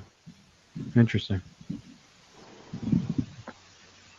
Everyone took showers, but when the time they wrecked, pretty sure everyone had left. But so Caden Pressey's cousin, I forgot her name, but it's a girl. Her and her cousin, or her and her friend were there, or yeah, Georgia and Breeley were there, and Caden Pressey's mom drove down there. She was coming to get him as the time Noah got mad and walked off. And I don't know really anything about it. I just heard about that not too long ago. But yeah. What time? Because I know Alicia has provided like Life 360 and yeah. What time did it show that they went down there to get Georgia? I think Caden was still up when that happened. 2:45, I believe she called him. and Okay. said, "I'm coming now," or I'm here, or I'm on my way, or whatever. And then I believe it was 3, but I'd have to check Yeah. I'd have to check the screen.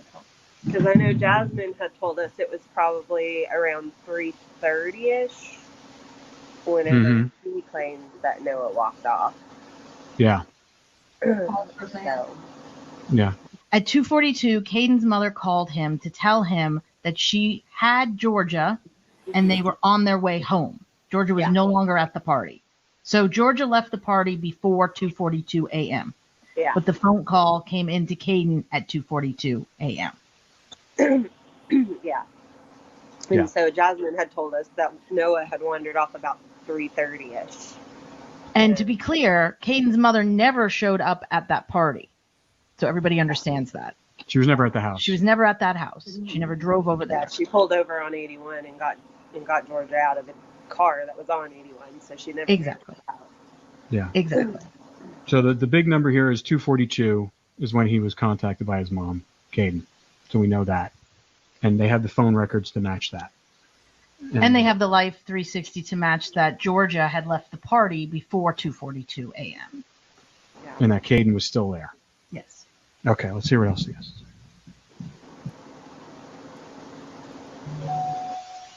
She was down there, and she came and picked him up, but She came and picked up Georgia. Georgia and Breeley. Right. No. So Caden Presley's mom came to pick them up. Stop. Yes, Kate That's- Presley's mom and her sister, Okay. Presley's aunt. But you were asleep at that time. Yes. Yeah, Okay, so you didn't see her. This is just, so you're just hearing this from other people over there. Okay, so they said that happened, and then what else did they say? And so everybody came and took showers. Everybody was kind of getting lining down and go to bed. And Noah asked Avery to sleep in her bed, and she said no. And I heard that he went and asked this other girl to sleep in her bed. She said no. And he was just mad and walked out and said he just told everybody he was going to cool off. Who did he tell? Who told you these things? I mean, everyone was awake, the whole friend group. I know, but who? Avery. Yeah. So that's the first time that I've heard he asked another girl if he could sleep in her bed.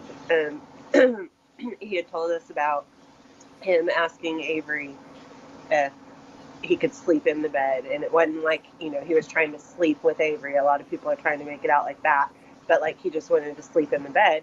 And Avery told him no, that he could sleep on the floor with another one of her friends like he did the night before.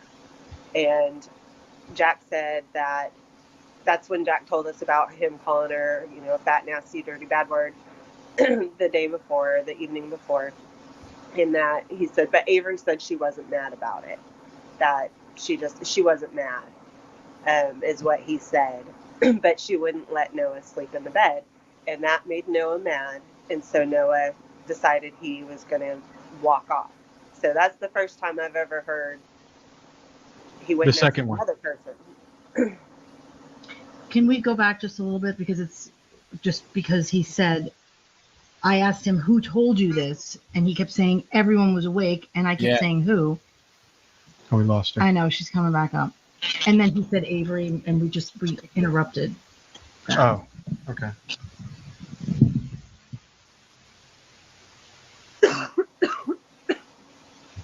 Picked up Georgia. And Breeley. Right. No. So Caden Presley's mom came to pick them up. I know. Yes, Kate Presley's mom and her sister, Stop. So that, Presley's aunt. and that's not true, because we've seen the Life 360, and Georgia was already gone from the party. Caden's mother never came to the actual party. They picked Georgia up on the highway. They saw her and her friend Briley on the highway in Briley's car. So they never came to the actual party. So that's incorrect information that Jack has. Okay. Yeah. But you were asleep at that time. Yes. Yeah, I just You didn't see her. This is just, so you're just hearing this from other people over there. Okay, so they said that happened, and then what else did they say? And so everybody came and took showers. Everybody was kind of winding down and go to bed. And Noah asked Avery to sleep in her bed, and she said no. And I heard that he went and asked this other girl to sleep in her bed. She said no. And he was just mad and walked out and said he just told everybody he was going to cool off. Who did he tell? Who told you these things? I mean, everyone was awake, the whole friend group. I know, but who? Avery, Logan, Carter, my friends. Mikey, Brylan, did they say the same thing? They were awake too, yeah. Was Caden awake, did they say? No, apparently Caden Press went to bed not too long after I did. But I'm not sure. I'm sure he's been saying everything. Okay. But Mikey and Brylan told you the same story, that Noah had tried to go into their rooms and go to sleep? Yeah. Did Noah hook up with Logan the night before? Did you hear that? Not hooked up, but they kissed or something. That's why Avery said no to her sleep, for Noah to sleep in her bed. Because she was mad? Yeah. And she wasn't mad. That's the thing. But they were not dating, so it didn't. In her bed. He just said that she wasn't mad, and now she was mad, and then he's gonna say, "Oh no, she wasn't mad because they're not dating." Because she was mad. Yeah. And she wasn't mad. That's the thing. They were not dating, so it didn't matter. So she didn't want Noah going back and forth. Mm-hmm. Did he do that? Did that happen a lot? No, got around a little bit. Did anyone see him walk off? Yes. So Logan walked outside, and she watched him walking towards the highway. Did he go down the street or did he go through the field? She said she watched him walking down the gravel road. Uh-huh. And then I didn't know how long went by, and everybody started getting word about him, so everybody started looking for him. And didn't find him. Stop for a second. Did you guys ever hear that Logan was the last person to see Noah walk off? No, I was told it was Avery. He told you it was Avery? Jasmine said that it was Avery. Okay. Who told you that was Avery? She was outside on the porch with Noah when Noah walked off, and she came in and told everybody that Noah had just walked off. That's interesting. Now they're trying to say it's Logan. And then in one breath, he says that Avery was mad at him. And then he says, well, not really. So I was like, what is it? Was he mad? And he Was had she mad or told not? us that it wasn't just kissing that went on Saturday night between Noah and Logan. Okay. And then I got up. I woke up at like 5:30, the earliest, and I was looking for my hat. I asked Mikey was still awake. I asked Mikey where Noah was. He said he got mad and walked off. But the first thought to come to mind was, what time did he say he woke up? He said he woke up at 5:30, but Jasmine said that she woke him up at 5 a.m. and told him that Noah was missing.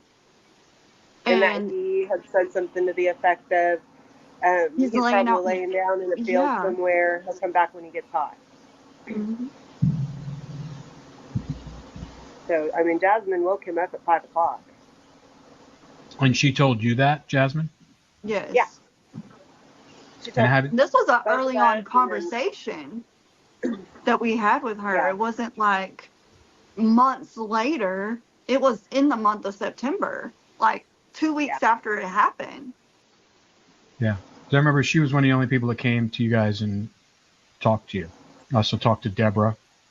We talked to Deborah. There was like probably a good eight of us or 10 of Our us. aunts were She came, there. and I felt so bad for her. I did, because she's just surrounded by all of us, and it's just her and her mom, and I'm sure she was scared. But yeah, she came and talked to all of us at once, and told her and her mom, and told us what she could when her mom wasn't interrupting and trying to fill in the blanks for her. But So you And have her mom 8. also,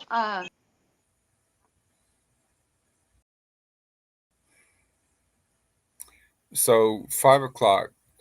How does he get that Logan is the one who told him that she's seen him walking down the gravel road, but he wakes up at 5:30? He's saying he woke up at 5:30.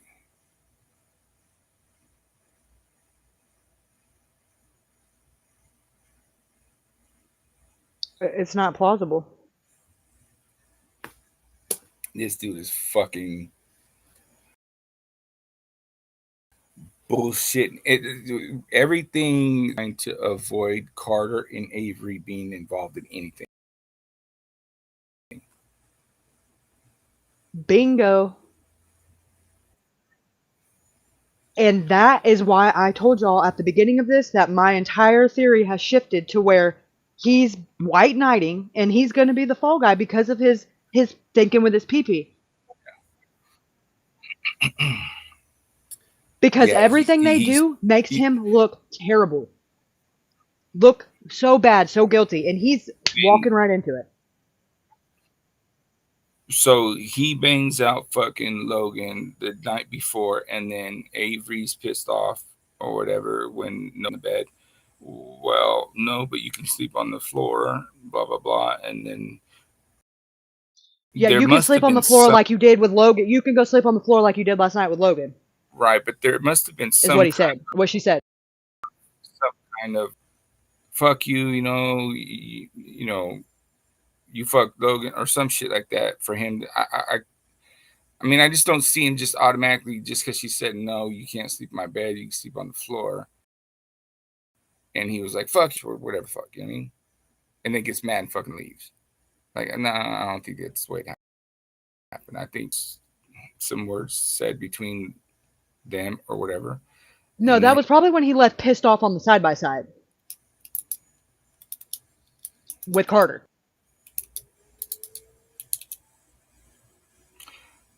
well, Because now we have to factor in that he comes in there and dick slaps Jack in between. right. But he says she went back to sleep with him. I bet, because she was giggling her ass off. Right. It's odd though that she was awake to see that. Ah, wait. What about the video of Noah or of Avery and Carter screaming at the top of each other's lungs at each other on the porch about Noah? Right. Why would they be fighting unless it was over him? Correct. Did Carter and Noah get caught doing something? There was mention of somebody walking in and seeing something On a blowjob. Yeah. Yes, I've heard that several times. And I've also heard that. Oh, and another. Why would she be pissed off at Noah, but not and her and Logan just be cool too? Like, why is he the only? It takes two to tango, baby. Right. Right. Or were they all fighting? Well, okay, so he's saying that Avery said sleep on the floor like you did the other night with. Like last night, right? It was the night before. Right. So, what, did Logan sleep in a different room? They all have their own rooms there, I'd imagine, but allegedly Noah and her fell asleep together on like the living room floor. Saturday night. Maybe they banged out on the fucking living floor. Fuck. Maybe that's just where they ended up after. Or that. Because I don't know if Logan lived there at this time, but I know since then she's now a roommate of there and lives there, and she's also JJ's girlfriend, the one who came out and says that no, that Caden's lying all of a sudden. And also, JJ works for the plumbing company for Jack, with Jack for Caleb. Right. That would make sense. And of course, yeah, let's keep her close because she do something. She knows something. They're all white knighting. They're protecting them. And they're too naive because they're thinking with their dicks, because that's probably the prettiest girls that they've ever seen in that little small podunk ass town. And they are puppy loved, and they're completely oblivious and eating right out of their hands, so that they take the fall for it because I did it for love. And they're going to be fucking before y'all get to booking, probably your homeboy.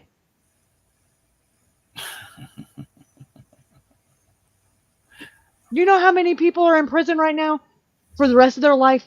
I just seen this episode of Dr. Phil yesterday. I mean, he was 17, 18 in prison for the rest of his life because this girl convinced him that she was being abused at home, and it was all made up in an illusion, and he fucking murdered her entire family. And now they're both in prison. They're not even allowed to be pen pals. And for what? The title of the Dr. Phil episode was "Murder for Love." What would you do for love? And he's in there, and he can't even look up at Dr. Phil in the face because he's like, "What do you got to show for it?" You know, like.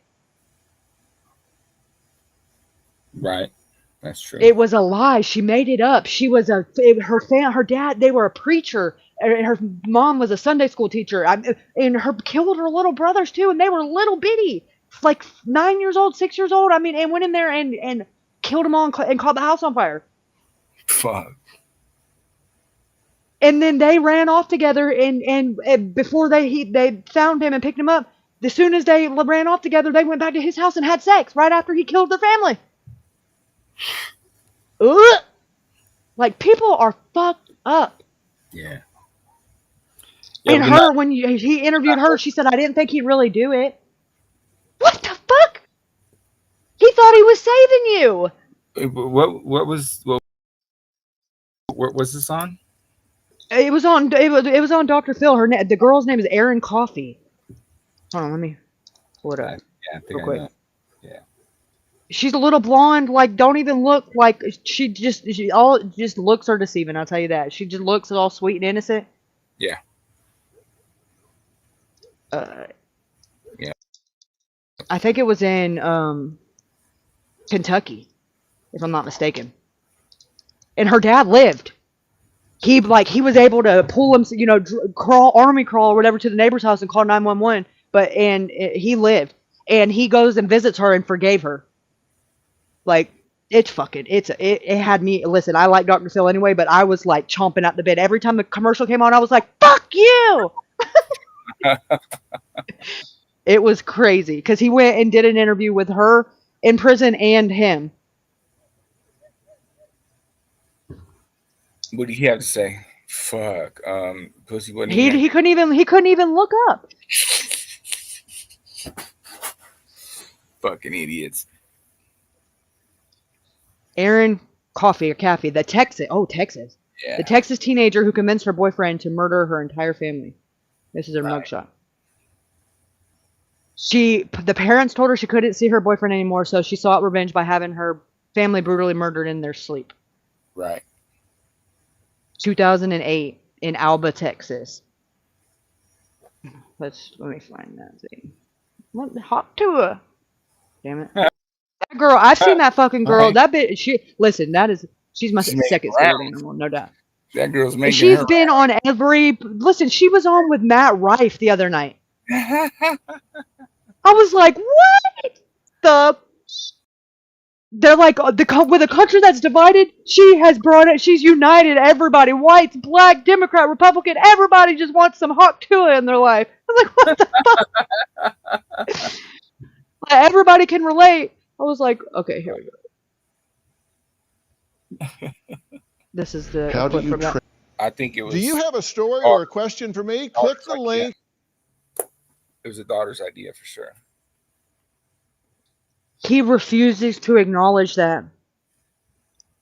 And bless his heart, because he's a very God fearing man, so to say.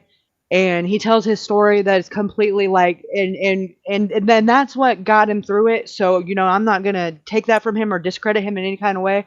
But he made that choice and chose to forgive her, and he's okay with it. And he says that if God wouldn't have had his little whatever you would call that with God, that he was at that house, standing there in the ashes of that house by himself, with a gun, like about to unalive himself. And a gust of wind blew, and out of all the stuff that was burned there was just nothing there that was recognizable. And it was like, to him it was a sign, and he chose to take it that way, and chose to forgive her and put the rest in God's hands. And he's happy, he's alive and happier for it today, and doesn't seem to be bitter or angry. And that in itself has got to be healing, because that's heavy to carry.